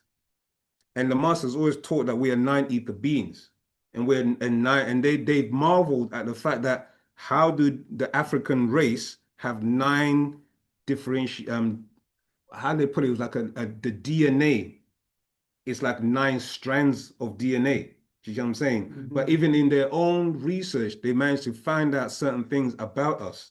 You know, I mean, the closest classic example is your melanin. You know, yeah. melanin itself, they marvel at, because they know that it not just acts as a sun shield. Trust me, they study melanin. They know that, you know what I mean? They absorb, they know what, they know it absorbs certain, you know, fractals of, you know, light. It can convert light into energy. It can do so many things that they marvel at. And because they are beings who, the people that have been studying this are mainly melanin recessive. So they will never gonna teach you about the potency and the power of melanin and what it can do for you as a Nagaru. You see what I'm saying? So all of these things is just to say that we are supreme beings. We're connected to supreme forces. Those supreme forces are known as 9 ether forces. And those 9 ether forces have sent a warner, a guide, a teacher, a healer, and many other things in the form of Dr. Malachi Z. York to help raise you back to that conscious level where you become a supreme being. Because that's ultimately, that's who you are. Do you think in a kind of vague or simplistic way, the term you use, forgetting, does that speak to something what they're trying to say, like, man, according to the Bible, the Adam and Eve story, they had a certain level of consciousness at one point, and then after they disobeyed the commandment, they had a different lower level of consciousness. Is that something? It's something to that effect, yeah, because remember, they were created by their overlords for a specific reason. They were created as food and to be controlled and to be workers. That was initially the Adamites' reason for them being made, you see. But as time gone on, they've mixed in with other cultures, other races, etc. So it's put them on the pedestal where they seem to be in control and they seem to have power. But really and truly, they don't have any of this. It's all an illusion that they've created. You understand? Yeah. So you know, their God gave them this to have dominion and rulership for a particular set of time, which was 6,000 years. So that spell was enforced. Really, a lot of that force was enforced on us 6,000 years ago, when the birth of the Adamites came along. You see, yeah. Okay. Sorry, gonna jump back to the questions in the thing. Are there any? Okay, I've got Rita who's got her hand up, and I'll jump back to the class. Rita, sorry. The mic. Unlock the mic and ask your question. Okay, Rahubat. So I have been considering ascension, and you've answered a lot of the questions regarding that. You know, as nine ether beings, original identity and understanding who we were, Mm-hmm. and or what's innate in us, I think has always been a question for me. I know that for 6,000 years, we've developed ourselves based on, you know, society, these rules, regulations, all of these kinds of things. And now, Sorry, Viola, if you could mute your mic, we can hear background noise. Tautat. Sorry, Rita, go ahead. that's okay. And so, you know, as supreme beings, as supreme beings, who is it that we were? Like I'm thinking of in terms of characteristics. I know, you know, clairvoyance and telepathy and all of these kinds of abilities that we have, but were we immortal, confident, noble, all of those things? Because Sure. Yeah, you literally are what you just literally listed. We were Ethereans. Okay, so that's just in our language we are muakach, achach, which is etheric beings. Okay, so we've always existed, because existence is part of what is known, what we call, or you may be familiar with the term pa-pa'ut, the all, yes. yeah, or all. They're all expanding. So we grew, nine ether forces grew the universes. We are those nine ether forces. In our physical manifestation, yeah, it's what you see now, as Brother Nihel was explaining. We are new beings. You see what I'm saying? But originally, we were the original. We go into ancient Tamaray, you come across the Ogduads, okay, or the Pa Chamenu in our tones. So Pa Chamenu, these dark energy tones of existence, incarnated after creating the universes, and they incarnated into flesh form. You know what I'm saying? So this is what happened with us. We existed in what the master explains as 9 pockets, okay, 9 gaseous pockets in the universes. So we are Pa'ut. Do you see what I'm saying? We are all, and we are dark energy and dark matter. Again, something that mundane scientists are trying to crack the code and understand what is dark matter, what is dark energy. And they say that 24% is made up of this and 76% is made up of that. We are those manifestations of dark matter and dark energy in its physical form. So when Partner Bab Yanun explained 9 ether, when 9 ether manifests, okay, and it slows down its energy vibration, there's only one way 9 ether is going to go when it slows down and manifests into a physical form.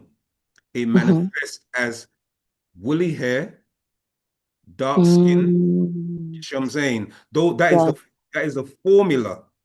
It's like, you know, when you go into chemistry and you try to make a chemical formula, and you add the iron and the this and the that, and to create particular element, or sorry, a particular molecule or compound. Well, we are 9 ether formula. We are elemental beings, do you see what I'm saying, that can have slowed down our energy vibration. So that's formula. When it manifests as Nagaru or the African race. Mm-hmm. Does that make sense? Yes, it makes sense. And I really, it's valuable, understanding, who we were, because where we are now, moving back into it, it gives like direction. And that's why I read the book, The Mind and the Potential, that Dr. York wrote. And, it's easier to grasp that understanding. I did want to know, like, at what point did we become downgraded? Was that when the Adamites were created, or were we Oh, on a no, no, path or no. Yeah, trajectory? we were, yeah, definitely on a downward trajectory, because the universe has cycles.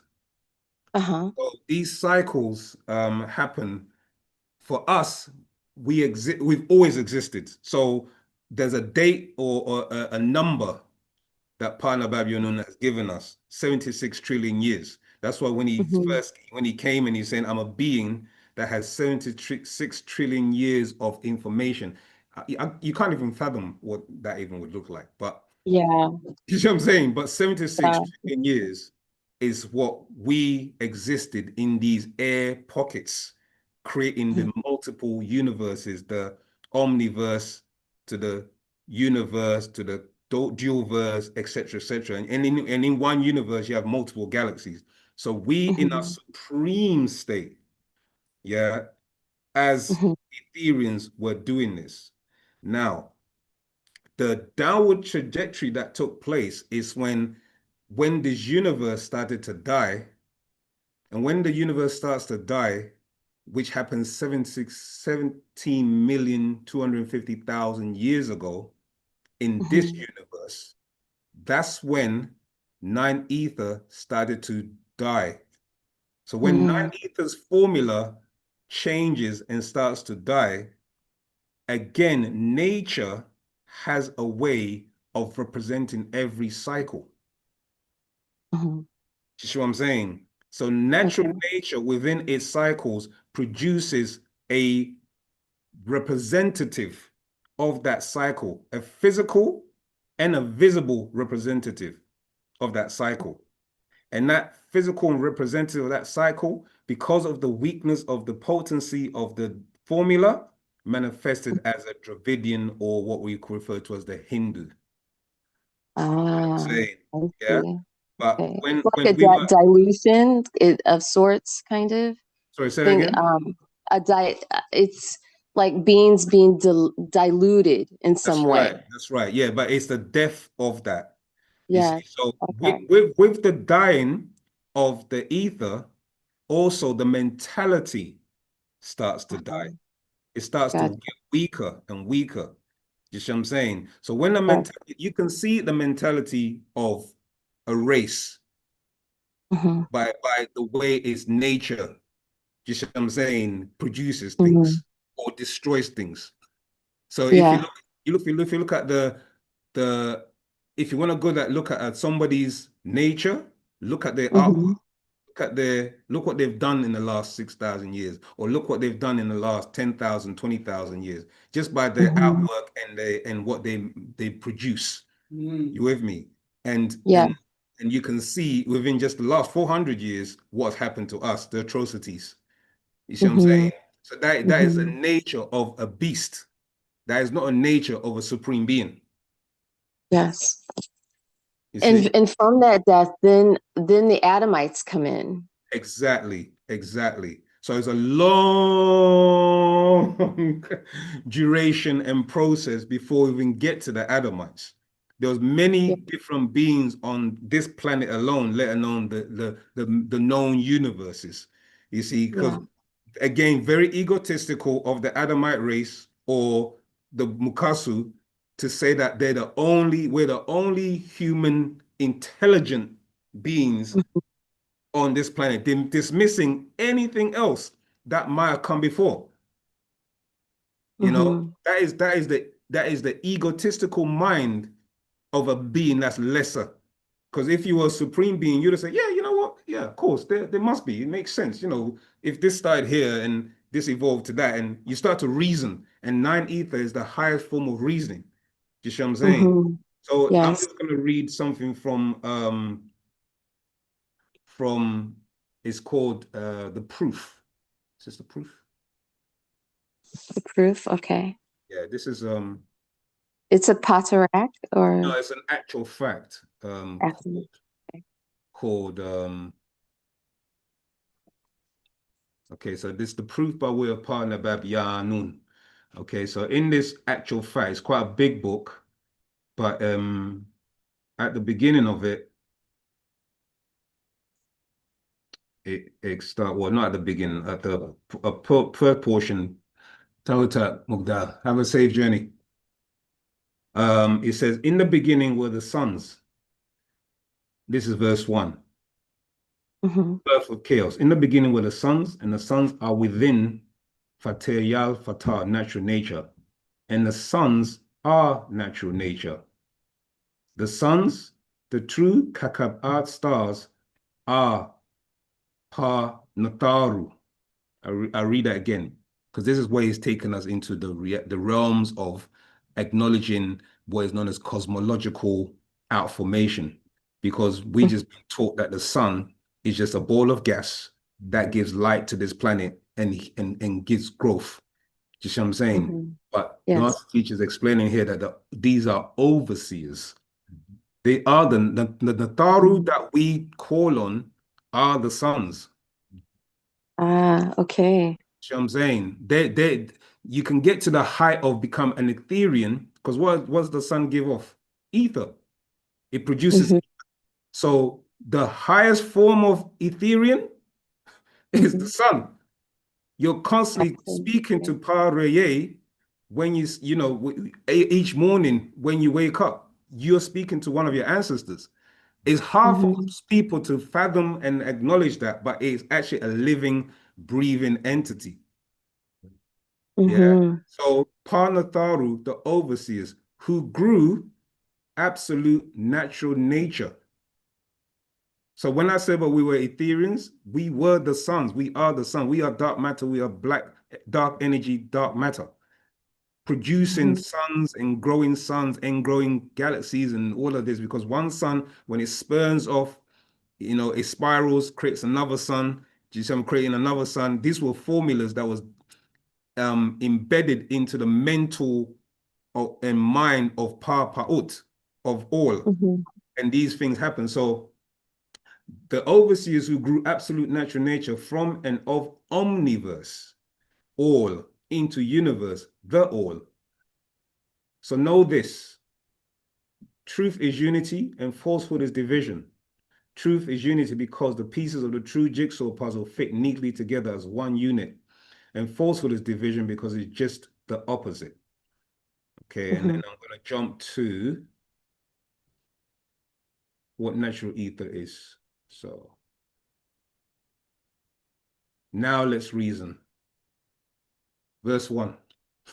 The Fateh Yal Fatah, natural nature, Kasud, meaning of the word, the Madat word positive, Tasu, 9 ether, used in this work is the condition of natural nature moving toward standards, values, and qualities that grow better and higher toward perfection. So that's your ultimate goal, is to grow better and higher towards your perfection as a 9 ether being. Okay. Okay. In Rawin Nashat, dark energy, space, Rawin, dark matter, material, and time, that moment by rules and Nadam, order, and also ascending Kayus, reason. The moment is the speed of a thought, 24 billion miles per moment. It is the speed of your mind. Just, of course, think of any place on the other side. Verse 3. The unnatural nature, castled meaning of the word negative, 6 ether is just the opposite of positive. Mhm. No, number 5, I'm just going to jump to a few parts. Number 5, the number Tassel 9 represents the true positive in absolute natural nature. And the number 6, Satu, or 6, symbolizes the negative, that is unnatural nature, naturally and factually man's kind, and made on the 6th day of Tammuz, 6 3761 BCE. Mm. Verse 7. You have 4 grand cycles or 96,000 Shamut Art years. You are now in the new 24,000 year cycle, starting after the year 2000 AD, which was the year 6000 of the Adamite calendar, to separate the 2 cycles of Natham order and of Babel chaos.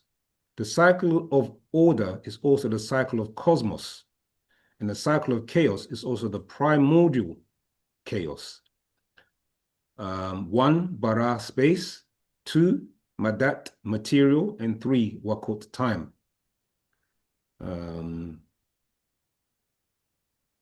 Yeah, I could go on, but I hope you get the gist of what I'm trying to say, because so it's a long book and it goes into a deep meaning of who we are, the cycles, etc. Yes, and so I've written that down. I'm going to get that one next. Then would you say that okay, from the 9 ether beings, the DNA of 9 ether beings, other races were created.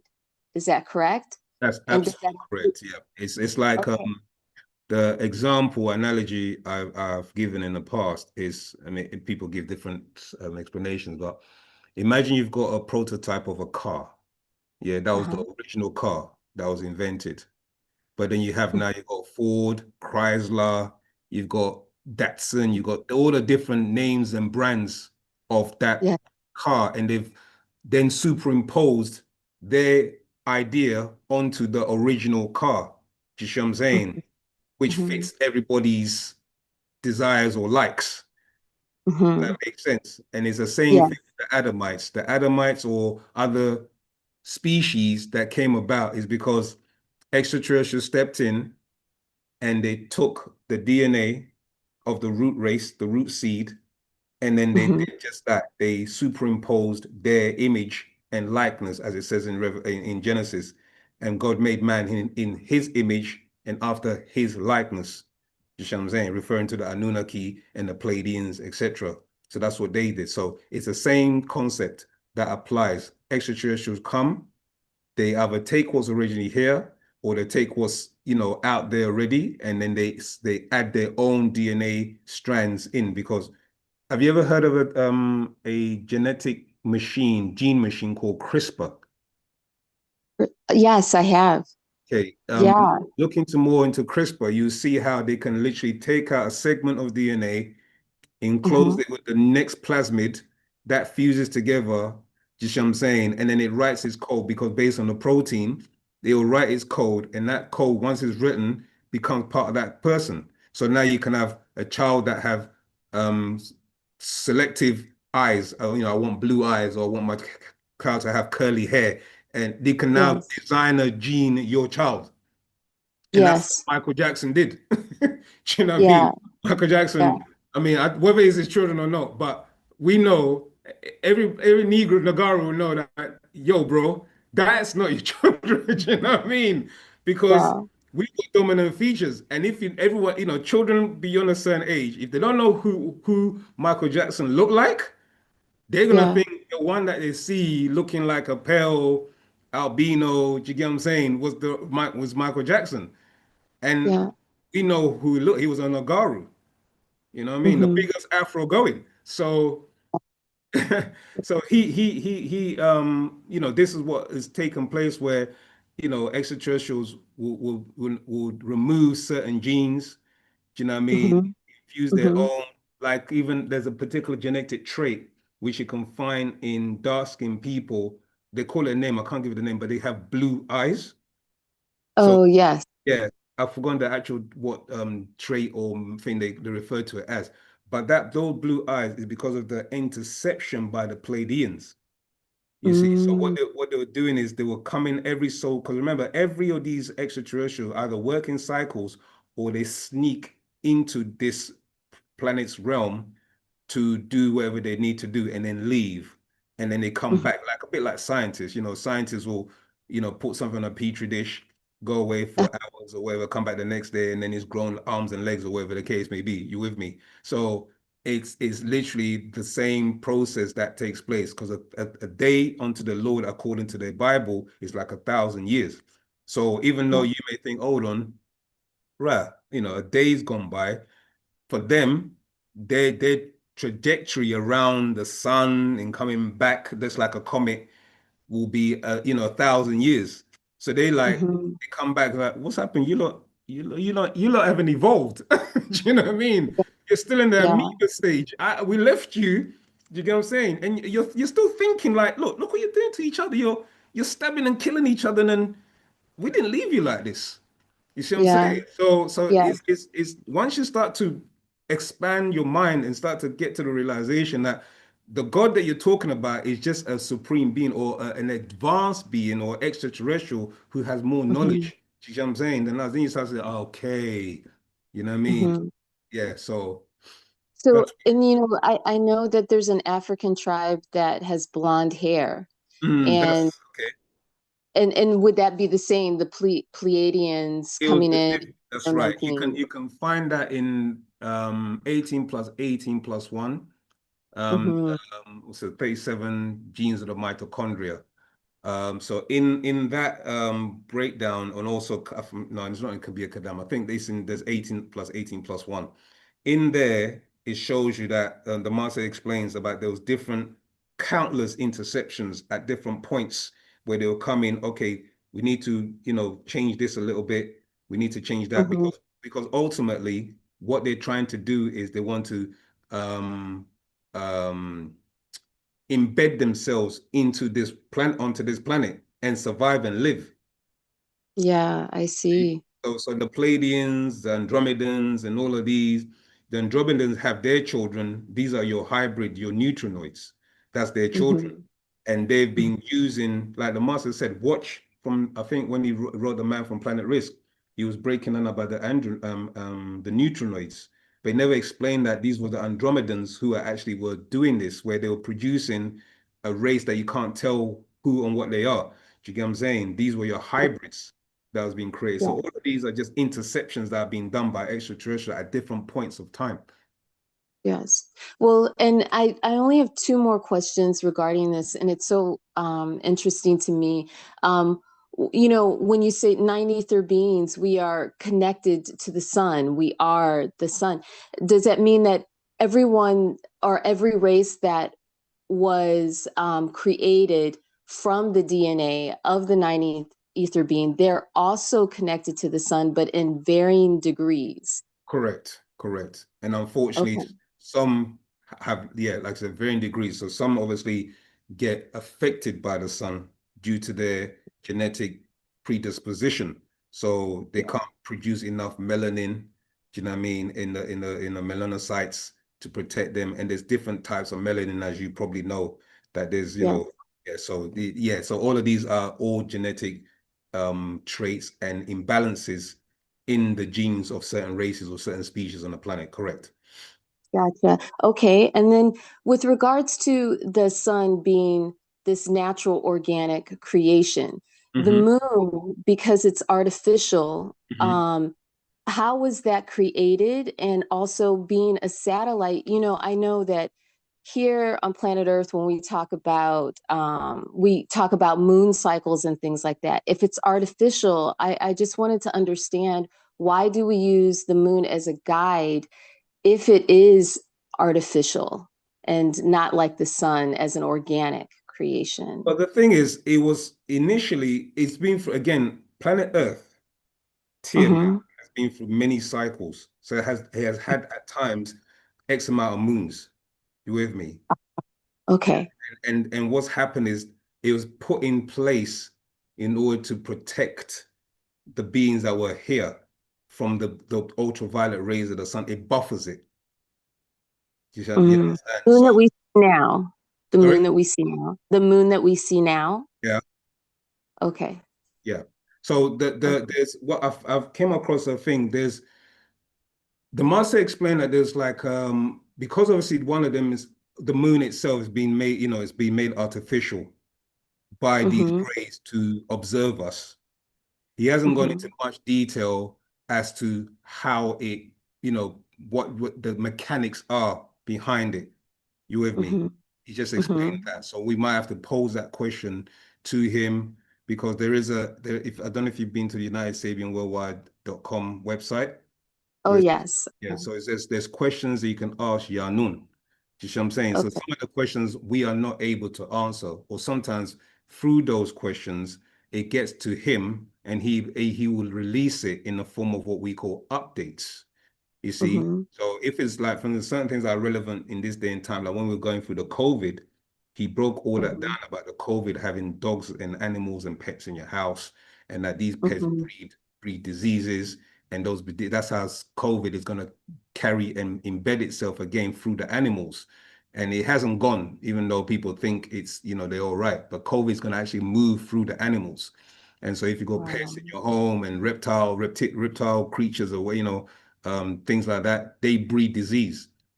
So Okay. that's just something to be mindful about. Yeah, I hope that answers all your questions, Rita. We're going to try and jump to a few. Yes. Thank you so much. And Tata Tira for only doing the works of our ancestors and the master teacher. That's what we do. Right. If there's no more questions, live questions, I'm gonna jump back to the chat. Would you know where we can get more on the language? If that can be posted to answer that, Zamal, you can go to. Okay, you can go to what's the site called? 1 second, let me just get the name of the site. But there's a few on Telegram you can actually go to.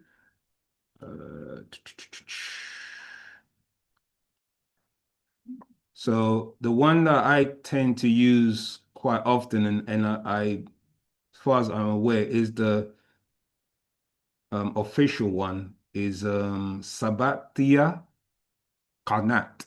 So that's Sabatia Qanat. So if you go to Telegram and you type in Sabatia Qanat, you'll be able to access the language class on there. But like I said, even on Facebook, there's also languages on there. And one of the main teachers is Dan Tut, who is a very, excellent teacher. There's quite a few, but those are the ones that comes to mind because he's the first one that kind of grabs to who was really teaching the classes. But there's a few, there's brother Annie Honsu, there's Zamalta in there, but Annie Honsu mostly posts, and there's a lot of information of pronunciations and the grammar and the language and the words and that's all the words that's all in there. So yeah, check out Sabatia Qanat, and also from there you'll be able to maybe be shown other places to go. Well, any questions? You want to say it now? Yep. Oh, our app. Okay, right, there you go. So we have our live app that you can also now access on what's it called? Disruptive Solutions, DS4 Success. That's DS4 Success, Disruptive Solutions, isn't it .net? Is it .net? .com. disruptivesolutions.com, where you can actually get a whole language course. Okay, the whole language course is on there. Okay, so I'll say it again for those who want to take a note and write it down. Robat, I've actually put the link in the chat. Oh, Tota. Appreciate that. Tota. Okay. Right, we'll jump to, would you know where we can get more on the language? Okay, so we've done that. In the ancient Africa creation story, this is from Victor Carey Uki. In the ancient Africa creation story, Set, Asa, and Het-Hiru, or Nephthys, are sisters and brothers. Excuse me, yet they have intimacy, to conceive Hiru. Isn't that incest? Okay. You're dealing with a different culture, a different times period, and it wasn't incest. Okay. Things was done much more differently back then than it is now. And it was all about keeping the bloodline pure. It wasn't about incest, religious mentality and Western ideology on what incest is. This was a culture that knew what they were doing and understood the science of what we teach as genetic kiss. Okay, master teacher put out a book called Genetic Kiss, and in there explains about the way you can pass on genes, DNA to someone, and if you don't know about their past, it's not just even about their immediate past, as in the individual's past, but when you exchange DNA, DNA has a historical past, which means that you're also now taking in the ancestors' genes into your being, okay? And especially for the female, because she's a double X chromosome, she intakes everything and can store it for up to 7 to 9 years in her being.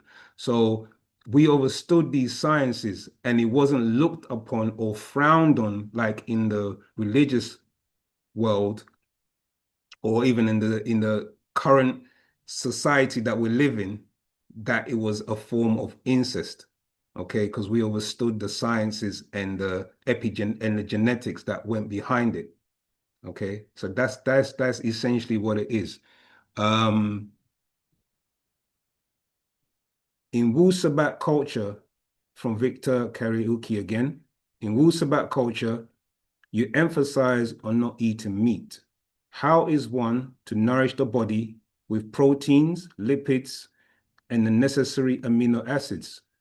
Okay, that's again you kind of like answered it in your own question, because remember the last eco or last animal to actually consume those particular things are herbivores or carnivores, and herbivores actually consume the original state that these proteins are in.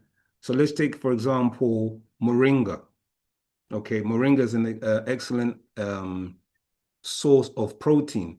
In fact, it has more protein, more calcium per gram than protein itself, which is in a more denser form, like meat. And what you have to remember, the concept or the idea of the word meat is taken and misinterpreted, coming from your religious concept.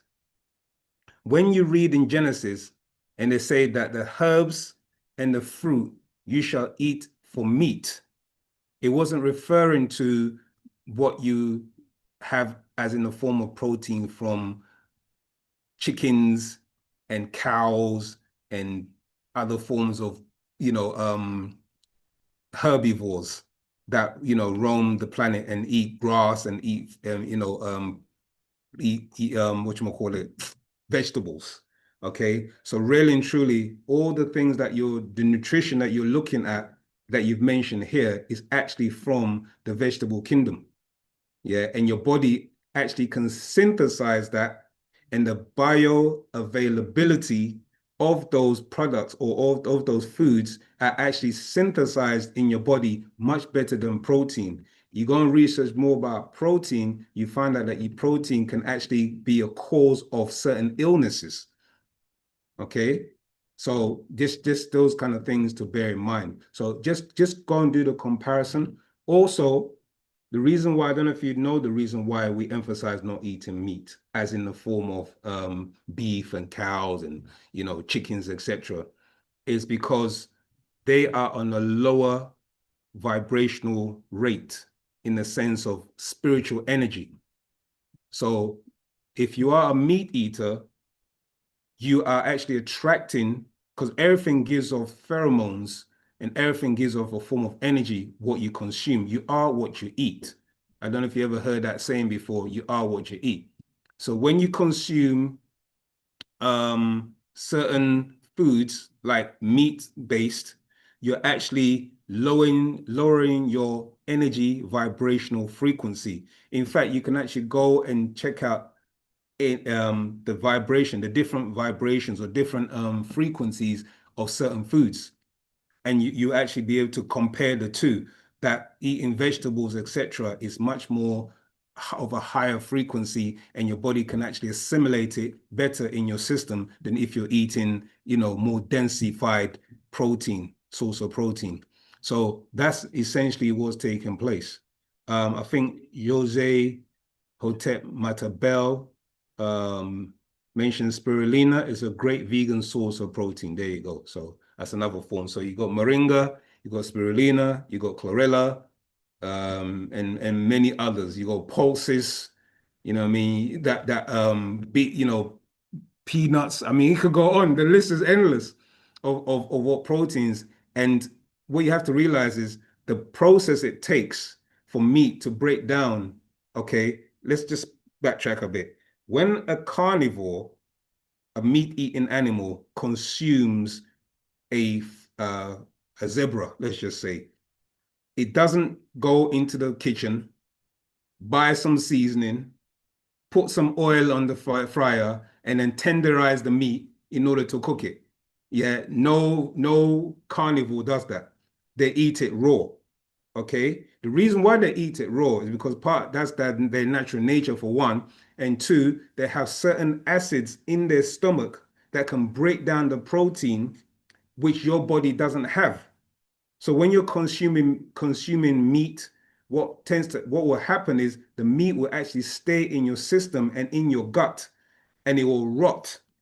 So you may think that, oh, you've tenderized it, you've cooked it, you've chewed it, and most of the time, most of us don't even chew like 30 to 40 times before swallowing. We kind of like wolf down the food.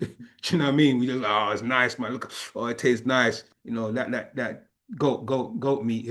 The goat meat is nice. So once you're consuming this, it's going down your, esophagus, going into your alimentary canal, it's doing all these things. But once it gets into the stomach, the acids in the stomach cannot break down and into the nutrients that your body requires. And actually it can store back up. So it keeps backing up in your colon. It keeps backing up in your colon. And what is happening is actually rotting in your colon. Once meat starts to rot, the bacteria, okay, that's in your gut already start to be eliminated, because you got good bacteria and you got what they call bad bacteria that's in your system. So these flora that's in your system, let's just say bad bacteria, what tends to happen is they start to proliferate, they start to grow more in abundance. And when that starts to happen, they start to leak into your blood system. And this is where you start having ailments and, diseases, etc., manifesting because of the meat eating. That's just one aspect, just, a bad consumption of, eating meat, especially red meat, to be precise. Okay, so all of these things are to take in mind. And as I read from the proof, we're about reasoning teaches you your higher self how to perfect your being. And that is not a way to perfect your being. You're actually lessening your being. You're consuming things that are suppressing your body from actually transforming. Okay, so that's what is being taught, and we teach that, where you have to learn to transform yourself to become a supreme being is part of that process. Rahubat Zamal, next question from Keith Albina. I think I pronounced that right. Rahubat Zamal Wu-Nuwaup question. Can you please explain about the native Riskian and non-native Riskian on planet Risk, the melanin draconian being? There's the native Riskians, as is stated, okay, when you read things like Man from Planet Risk, etc., the native beings are the ones that incarnate into a body and actually were originally on risk. You see what I'm saying? That's a natives, like you being born on the planet Earth. You're native, naturalized to this planet. Then you have the visitors that came here, came to the planet Risk, and they were given certain continents to be their home. And these were the non-native ones. See, so the native ones could travel from place to place. They didn't have like a passport, as it were. They had free roam. Okay, these were your Riskians. And then you had the Etherians who incarnate or precipitate into form, and then they can move from, you know, continent to continent. They're not bound by rules and the regulations that was imposed on Risk, or was, you know, so that's essentially what happened. So the Draconians, they came looking for a home or looking for shelter, okay, and they were given a particular place, and that became their home on Risk. So this is what it's referring to, if that's what you're asking. Please confirm with a thumbs up or ask your question on the chat. Just like our Egyptian ancestors, did everyone come to them for all they have today? In a sense, yes, because as we were explaining, they are like your police. The Riskians are the ones that protect the universes, you see what I'm saying, and the galaxies. That's part of their remit, as it were. You know, they keep the universe in fit form and in balance. So that's their job, is to keep the universe in balance. But once a planet, a galaxy, a universe is under threat by other forces, they have to then find a solution by sending either certain warriors or sending certain teachers, depending on the task at hand. So like, for instance, here, our partner Taru, etheric beings from Risk and also from the Orion star system and the Sirius star system, they convened and sent a warner to us because they could see the way the world or the planet Earth is going towards self-destruction. Plus also their specific children on this planet, and they sent a warner to wake up and redeem those children of the Natharu, because they can see, or they were able to see where a particular species was taken, you know, was running rampant on the planet, and where they're going towards is nuclear destruction. You know, so it could be any time, it could be any place where these warmongering draconian children, Pleiadian children, Anunnaki children, different species of them, do you know what I mean, are on the planet, and they're wreaking havoc. They have their children mostly in religion, causing all these wars. So you have war taking place, just something Israel's taking, there's war there, there's war here, because they know that they are destructive by nature, you know, and that's their nature, you know, they're just very destructive. And you go to their Bible, which is the books that was given to them, even says that their God grieved in his heart that he had made the Adam. You see, they use the word man, but when you go into the Hebrew lexicon or the Blue Letter Bible, it actually uses the word Adam. Yeah, so he had grieved man or Adam, and that his thoughts, read what it says, his thoughts were only evil continuously.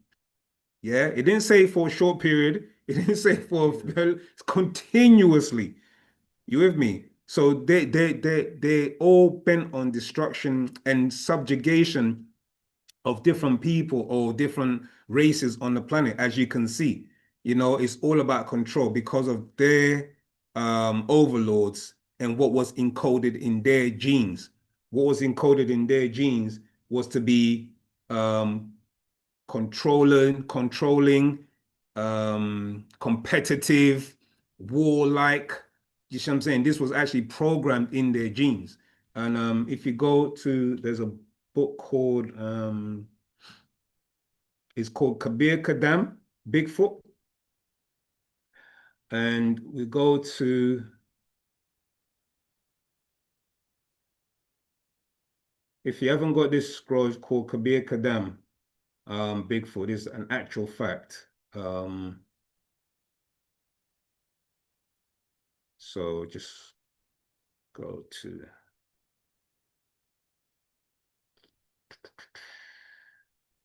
right. So this is talking about verse 164 of Kabir Kadam, Bigfoot. They are of the Mudganu reptilian races or dragon. Actually, let me just jump back a bit. Right, here you go. Verse 158. In their Bible and Quran, their God tells them which jasad, flesh, and daman, blood animals to eat. That is, kill animals and eat when you don't need flesh and blood to be healthy. This goes back to your question where you stated regarding proteins, etc. Yeah. Verse 159. So their God tells them to be carnivorous or carnivores, from Latin of the Roman caro, flesh, vorare, to devour flesh. Verse 160. Why would a God tell them this if it's now a known fact that herbivorous, from Latin of the Romans, herba, herb, meaning small plant, and vora, from vorare, meaning to eat or devour.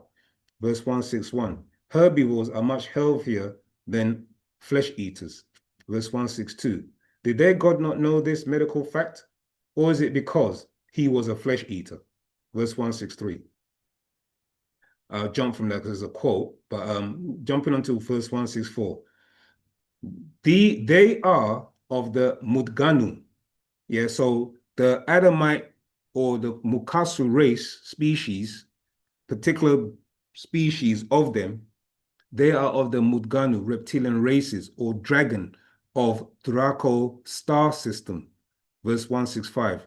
The Homosaurus, as is found in the human damag brain today, a site called the reptilian part of the brain. Verse 166. The reptilian brain is the first of these complexes and is the oldest in terms of its evolutionary development. Verse 167. Is the deepest section of the brain, located under the larger brain mass. Verse 168, known as the R complex. This part of the brain is comprised of the damag brain stem and the cerebellum. 169. The R stands for reptilian, reptile or reptilian. Verse 170.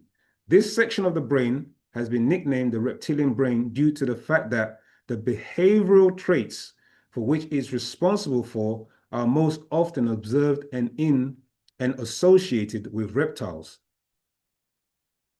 The reptilian brain, the oldest of the three, limbic neocortex. So you have the three, reptilian, R complex, limbic, and neocortex, controls the body's vital functions such as arbab, heart rate, breathing, khatat, body temperature, and balance.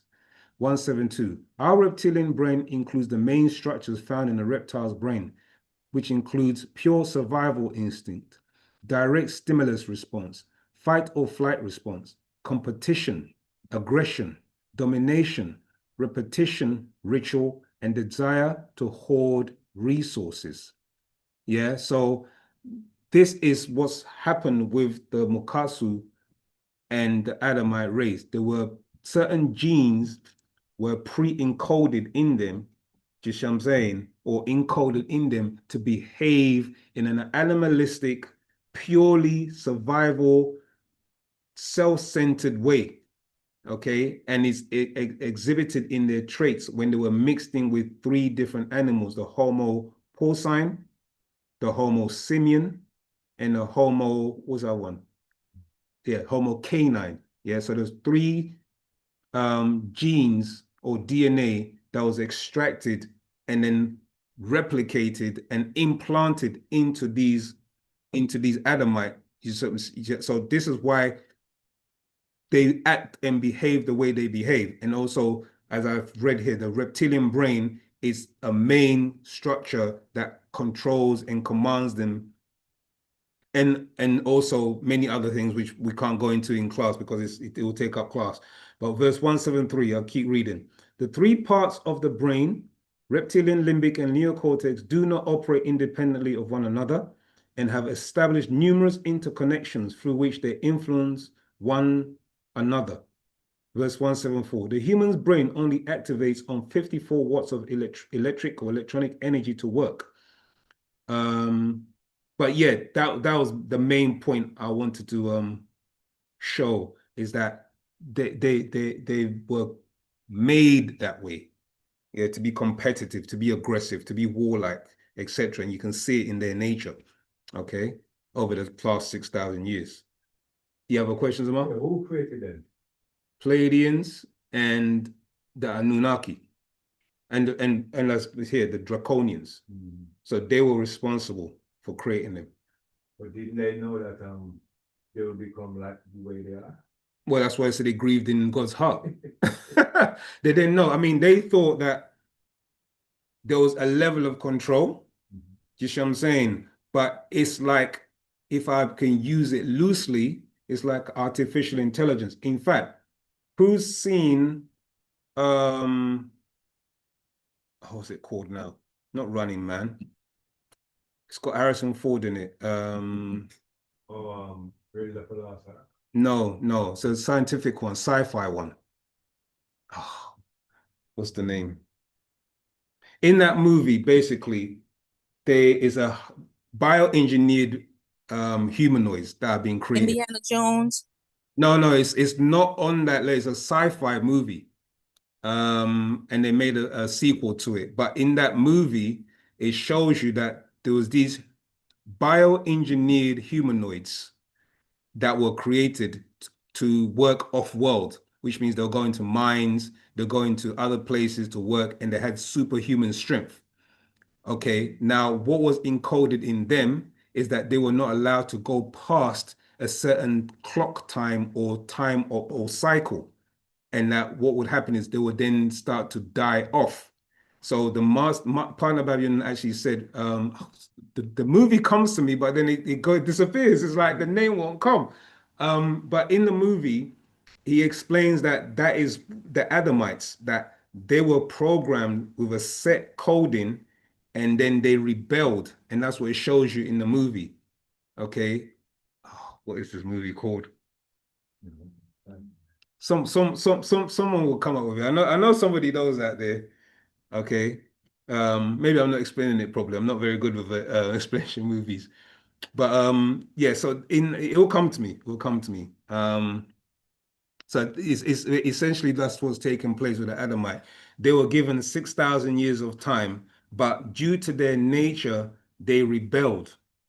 You know, and that rebellious nature is what they have in them. So even though they've been sent many warners and they've been sent many guidance in the form of scriptures, what they kept doing was going back and behaving animalistic and thing, because their nature was just like that. It just could not be reformed. Okay, so I hope that answers that question.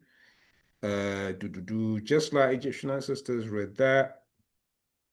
Blade Runner, there you go. That's the movie. Toe Tack, Brown Sugar 72. Yeah, so watch that movie again and now apply what Partner Babylon has broken. If you watch that movie, you see a deeper meaning behind it, where they try to, you know, get their creator to give them an extension in life. And then I think Blade Runner kind of like puts them offline because they were programmed in a way where they could be turned offline. But when you watch Blade Runner 2, it actually tries to show you that life can come in other ways. And somehow in that movie, you see what happens there. But I won't give it away for those who want to watch it.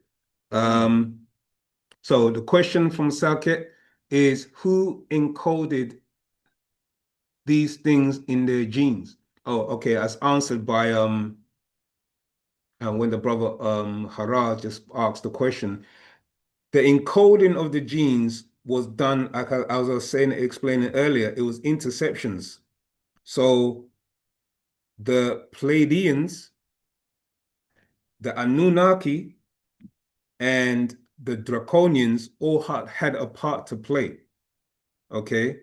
And what they were doing is they were encoding in a way where they could be controlled. And you can find more of that in things, the Master Secrets called Designer Genes. Do we have that upstairs? Designer Genes.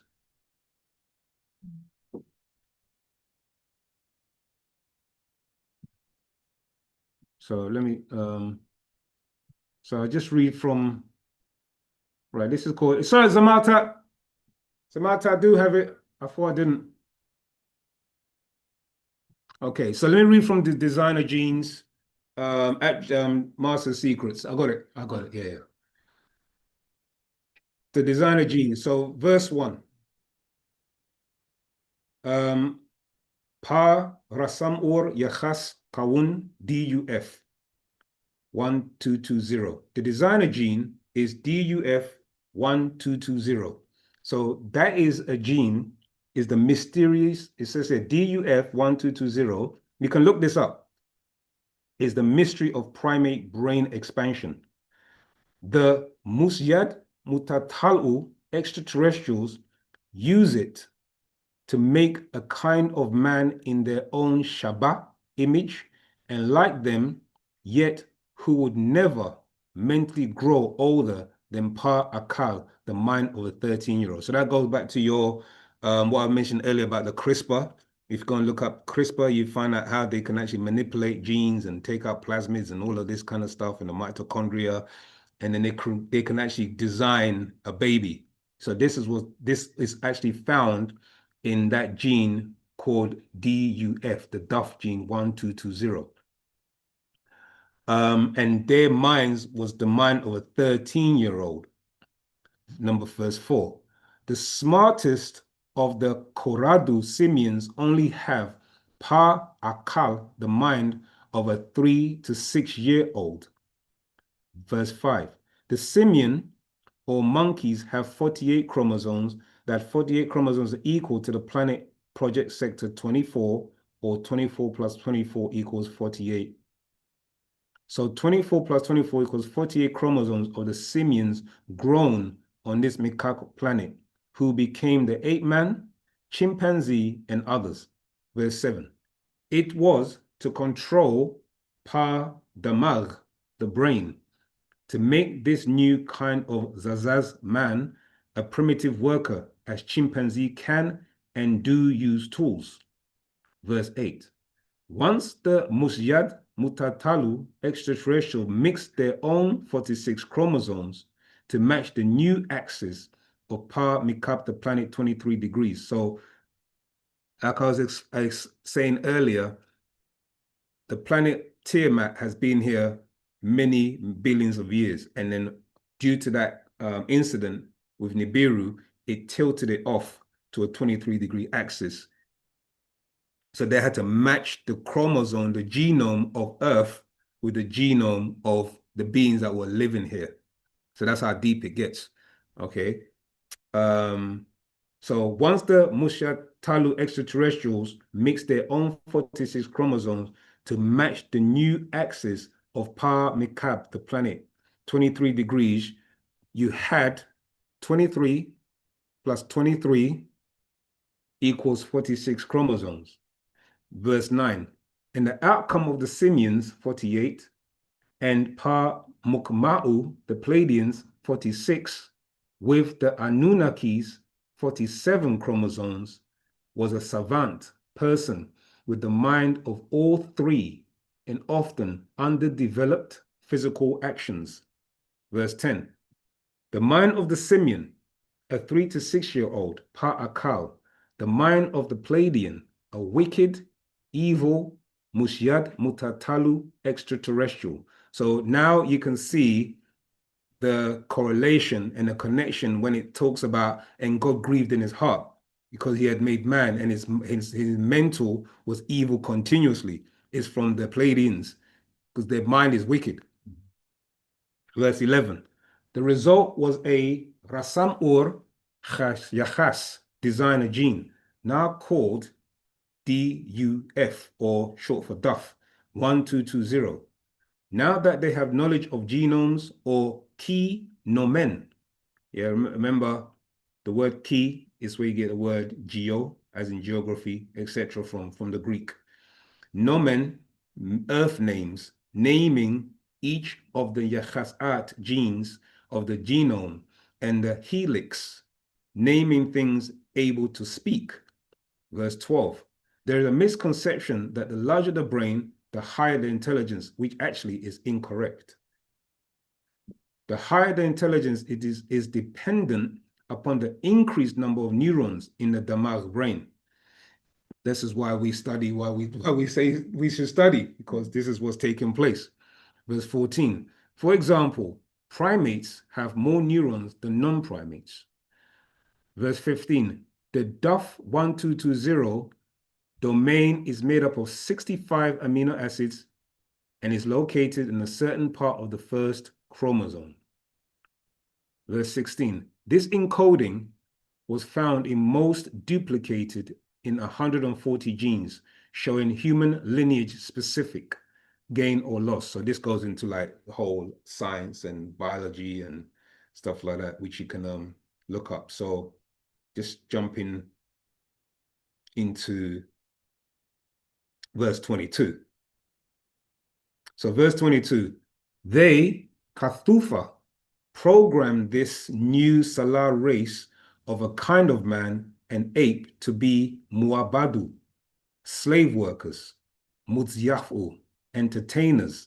Verse 23. So they, Rasuma, designed Yachasat genes and created a savant or servant to serve them as mukhdamu, servants. Yet the actual minds of the males of the Mu'adamu Salal Adamat race never get older than a 13-year-old of other Salalu races. He must have toys, play games, have contests, experience danger, fight, or like a Khara child, act like adults. So he created a game cinema where they can act out being superheroes of all kinds. So that goes back to your question regarding the selfishness. Yeah, this is what's encoded in them. And unfortunately now, due to us mixed, etc., we have those traits. You know what I'm saying? Verse 24. The Rasam or Yachasat designer genes today is seen and thought to be Ghayat art, hobbies, Nabagh art, talents, Hazak art, skills. Verse 25. These were all Khatufa, programmed in the mixture from the savant part of the gene pool. Verse 26. The results is you see people of all Salalu races who are obsessed with something. Some are obsessed with Rasum, drawing, Rakus, dancing, Ranoi, singing, Tabuk, cooking, Chayut, sewing, Dahun, painting, Khafu, fighting, Katul, killing, Khadum, serving, Mialab art, sporting games, and so much more. Even Janus, sexing, or nymphomania results in many cases as whores and or prostitution, or girls who just go from fateh lake fateh, boy to boy, or zazaz lake zazaz, man to man, called boyfriends. And my lover, she is a sex slave to males in her Yachas art genes. I could go on and on, but I think you get the drift. Yeah. So if there are any more questions, obviously on that, then I can. But that was the encoding. Yeah, the DUF. So look that up. Tawatak again for the Blade Runner. Break it down. And Jackie has a question. Many hurricane victims in Jamaica are not getting help from the government. They are more attentive to their constituents. Is it on us to help to include those from the African governments? Slightly off topical, but yeah, but it's all about, I mean, we mentioned it earlier, it is humanity. you know, we are for the preservation of humanity. So yes, African countries should all unite and go and save and help and, you know, give aid to our brothers and sisters in the Caribbean, in Jamaica. However, know that when we talk about draconian seed and black devils, there are black devils in government. And this is the reason why there's such a holdback on the progression of Africa, because many black devils are holding power seats in the government. And they are the ones that are pulling the strings and orchestrating and working with the West, you see what I'm saying, to keep our brothers and sisters subjugated, suppressed, etc. There's uprisings in Kenya a couple of years ago. The youth were uprising. There was uprising in Ghana before Mahama became president because of the injustice and the people not getting jobs. And so yeah, there's all of that going. The geopolitical environment is very affects obviously the natural course of events. So yes, you're right. We are supposed to help our brothers. See, we are our brother's keeper. You know, this is one of the things that has also been advocated by us as Sabians, is that we're not just individuals. When you say the Partakut, our affirmation, it says you'll fail as an individual. Just what I'm saying, we are part of all and all is part of us. Yeah, so once you start to understand what that actually means, the principle behind it is that when I look at my sister or my brother, I'm not seeing I'm seeing me.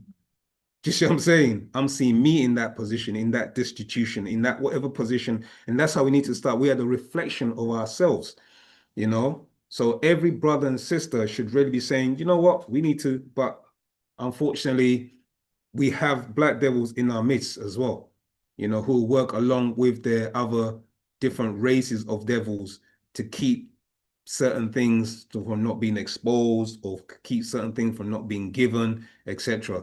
So you have to be mindful of that as well. It's not all just black people because they're black, they're good. That doesn't cut. Do you know what I mean? It's not with the skin you're in anymore. Okay, so I hope that answers your question. Any other questions? Notice the time is creeping up slowly on us. So get your questions in, you know, before class ends. I'm sure you got an itching or burning question. Anybody? Just check on Clubhouse.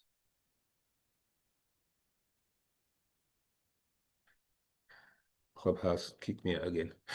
That's so crazy. Do you have a question? All right, well, wait. How do we go about dealing with black devils in our midst? How? Oh gosh.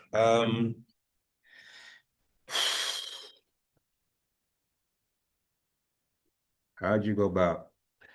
You don't go up to them and say, "Yo, black devil." Yeah. that's a no-no. Yeah, that's a no-no. What the masters explain. Let me just go to good and evil, and I'll read something to you, and then we'll explore that. So let me just find good and evil.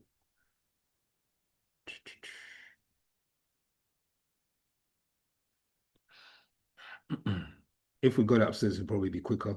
If anybody is up there.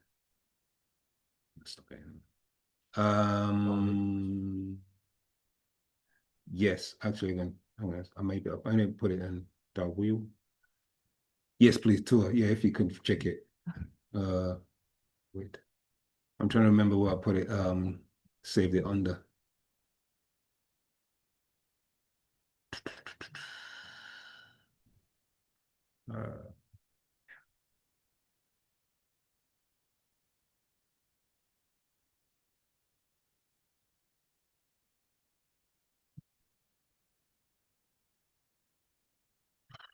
Is it there? Oh, brilliant. Ah, there you go. Look at that. We were meant to have this book. Okay, so if you so this is an actual fact called wu-nuwaup, Good and Evil, series number 31. And just wanted to give this before we jump on like the Black Devils, because there's a book that the master written called What and Where's the Devil Today. So it's good to get that book, What and Where's the Devil Today. Yeah. And there's one called Black Devils as well. Wait, so they've got two books that he actually tells you the subtleness of their intentions, do you know what I mean, and how they go about certain things and stuff. But I'll just read from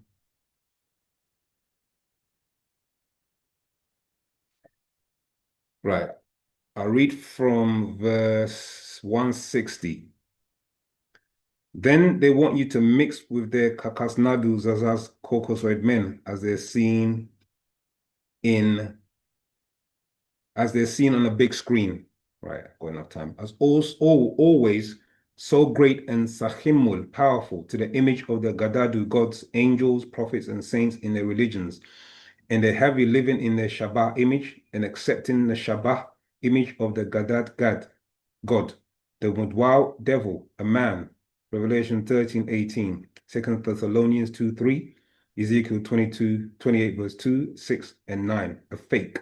Gadad God, pretender, deceiver, Revelations 12:9. So I'm just giving you the attributes here. So listen to the attributes here. For boys, it looks tough, bad boy also look good, Janesi, sexy. However, this form of cool, tough, bad boy gang team as shown on TV or cinema seek out girls for Jano sex and shaye, pleasure, the more the better. Verse 162. You think if I look good to others, you'll be accepted. Give your haya life, your future, and your ba'ah soul over to him in his own undercover way, so you can fakor, think this is what I want, when it's what he wants. This is how I want to act or look to be accepted. It is blind, takak, faith, and in time you bump into all kinds of heartaches, makab, pain, maraz, disease, sufferings, and then he is not there to help you, and you all are all alone. 167, he'll do anything to be your leader, to rule you. Verse 168, that is the wu-nuwaup, devil's trick. So these are all attributes and traits, okay, of the physical devil and his children and his minions, yeah? So I'm trying to give you again an understanding of what to look for, yeah? He'll do anything to be your leader, to rule you. That is the wu-nuwaup devil's trick in many forms. Yet all are a form of za'am, religion. Blind faith in his system, what he shows you to program you. Politics, sports, employment, in uniform are all a form of devotion, a za'am religion opinion to which you belong. You join his wars, get trained to katul, kill for him in an uniform. You join a team, sports to entertain him. You put on a uniform, you work for him, act for him, model for him, sing for him, rakos, dance for him, all for him. In his Shabbat image, you live and will die for him. He is the will, evil. So you're now inheriting his characteristics, okay? Their Muslafu ancestors cannot help nor hear you. Your voice box, Hazuz, vibrates unlike theirs, and it's why you can tell the difference when a Kakasnadu Kokosoy speaks and when a Nagarnadu Negroid speaks. Vibration is not the same and on different frequencies. I'm going to jump to verse 182. They are removing our race's tones in the West and bred, like this is the key bar, and bred from the 1600s to 2000 AD. So during the time of the slave kidnapping, yeah, our ancestors went through certain things. You know what I'm saying? Because there's a breeding process. This is the epigenetics affecting us, because in every 4 generations, there's a change, you know what I'm saying, of mind, physiology, etc. Okay? That is, it took 400 years for them to make a Negro. Okay? Or mu'min-u, wu-nuwaup, black devil. So it was a genetic concentration on converting and changing us from our original state into becoming black devils. You see? So that's one stage. But then there are also devils that existed in the form of Enoch and Enosh and Cain, who had his children, who have infiltrated and mixed in with us now as well. Okay? But this purely is based on the 400 years. So this black devil and removed all dark-skinned persons from the public eye, replacing Nagaranadu Negroids on TV or cinemas with darker-skinned Latinos, Indians, and Asians. Then mix all to produce a new neutrinoid race, whose voice is on a new tone that can't make contact with pure Afafre Ka'au spirit forces to open the way. Only pure Morapu European forces feeding their Satu Achach cis ether forces. They are lost Ka'au spirits. Look good in the Khatat al Tapar physical world, yet have no contact in our Ka'a Tapar spirit world. So they had to or have to kill off all unique Nagarnadu Negroids' voices to cut the etheric cord between the Khatat al Tapar physical world and our Ka'a al Tapar spiritual world. So this here is what's taken place, is that your essence is being slowly removed, and then you start becoming a devil, and you start inheriting his attributes and his characteristics. So when Nagaranadu comes into our midst, okay, you have to watch for these characteristics. Are they about unity or are they about separation? You see what I'm saying? Are they whoring after a particular, person? Are they pulling you to the side saying, I think this person's such and such, I think this. There's an old publication in the Master Poets called the Gossip. Yeah, and it talks about how when people gossip, etc., and how it's passed on, and one person passes into another, etc. These, the person who pulls you to the side and says, you know what, I think we should do it this way. Do you get what I'm saying? Or when you left class and you say, you know what that brother was saying or that sister was saying? Nah, that's not how it really goes. Do you see what I'm saying? So the moment you walk out of here, your non-ether state starts to dwindle because they start putting ideas and thoughts and things into your head. Do you see what I'm saying? And so these are little subtle things that you need to be careful and watch for, because then before you start knowing it, you're becoming it. Yes, and you understand? So this just to put you, but listen to some of the old lectures, even though they're old. Yeah, you can see then once it goes into, and you think, like the Narun Samun and and all of these different things. Yeah. Okay. Right. It's 9:30, and then I got a whole heap of 3 questions. Okay, 3 questions. I'm gonna go through very quickly, Jackie. Can the reptilians or the Dragonians shapeshift into anything, human, animals, reptile? I'm not too sure about, well, they are reptilians anyway, so they can change into human and animals. Yes, they can. They do have the ability to, and so do we. We actually have the ability to, once you learn how to understand the formula of an actual animal, you can actually change into that animal and hold that image for a certain particular length of time. Because if you stay too long, you can actually get trapped in that shape of an animal, okay, or in that animal's matrix. The movie that they showed that in is called Manimal. If anyone watched a TV program called Manimal in the 80s, yeah, he was able to transform his body into a creature, an animal, and he learned this science, believe it or not, in Africa. So he is able to do that, but he couldn't stay in it too long. And when he came out, he was very exhausted because you take the actual energy, it drains you. The master broke this down in an update. So yes, they can do that. Has the master spoken about an alien being coming to visit the Earth leaders at these times? Yeah, that's Nana. Nana came in 2015, I believe. Yeah, 2015. And to tell them that their time is up.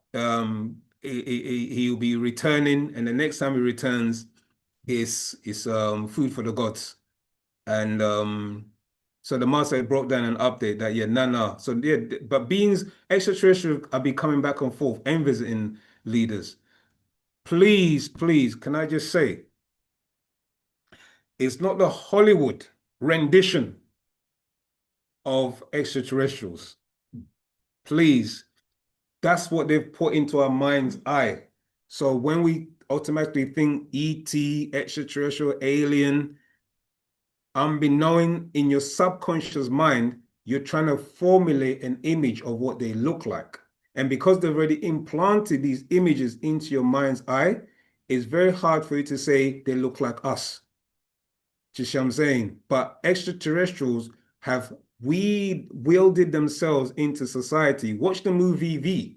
That will show you how they assimilate into, you know, thing. And most of them are, if you go and look at the Nordics, extraterrestrials are there. If you look at our race, we have a being that's here. Do you see what I'm saying? Yeah, in a etheric incarnation. So yeah, extraterrestrials are here in this day and time and have been speaking to leaders of governments. Okay, but they act human, etc. But they're connected to their extraterrestrial origin.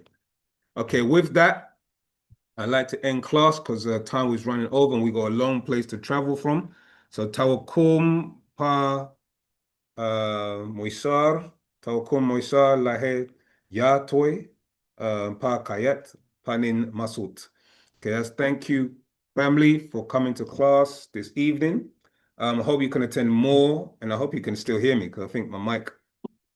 Oh no, it's fine. Okay, yeah, my mic's fine. So yes, moisar, tawakum. Take care.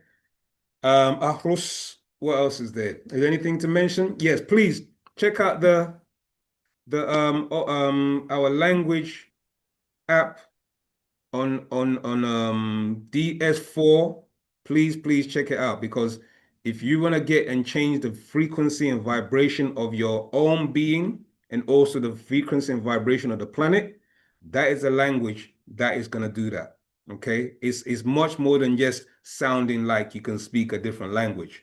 This language goes into the molecular structure in your helix matrix, which links in back to your ancestors, Parnataru. So it's actually changing you on the molecular level.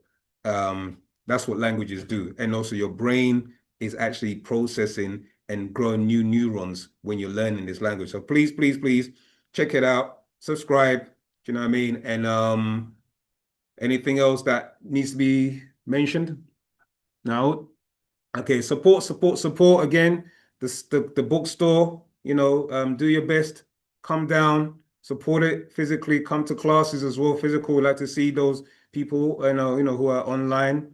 It's not just all about Zoom, okay? Try and get it here physically as well when you can. Ashok, Academy Disruptive has been posted again. What else is there? I think that's it. And also, most importantly, okay, Pa Nabab Ya Nun, our focal point, okay? He will be free. He will be free. He will be free. And we just have to keep still visioning that he's amongst us, okay? Wadu Moisar, Wa Ashok.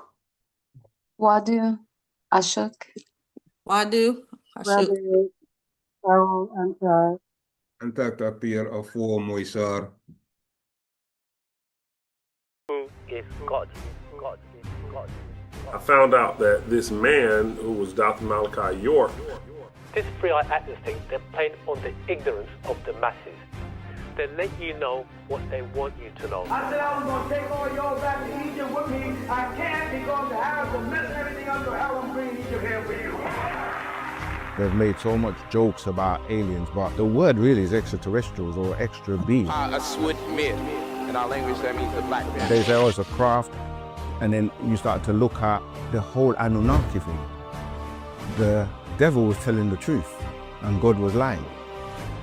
Amongst us, we have those beings, those high beings, going back 9 billion years ago, who are here on the planet extraterrestrial do leave their children here. We can name drop them. David Bowie, Jimi Hendrix, caught up in their spiritual or their scientific knowledge of who they were, and they were caught up in both worlds.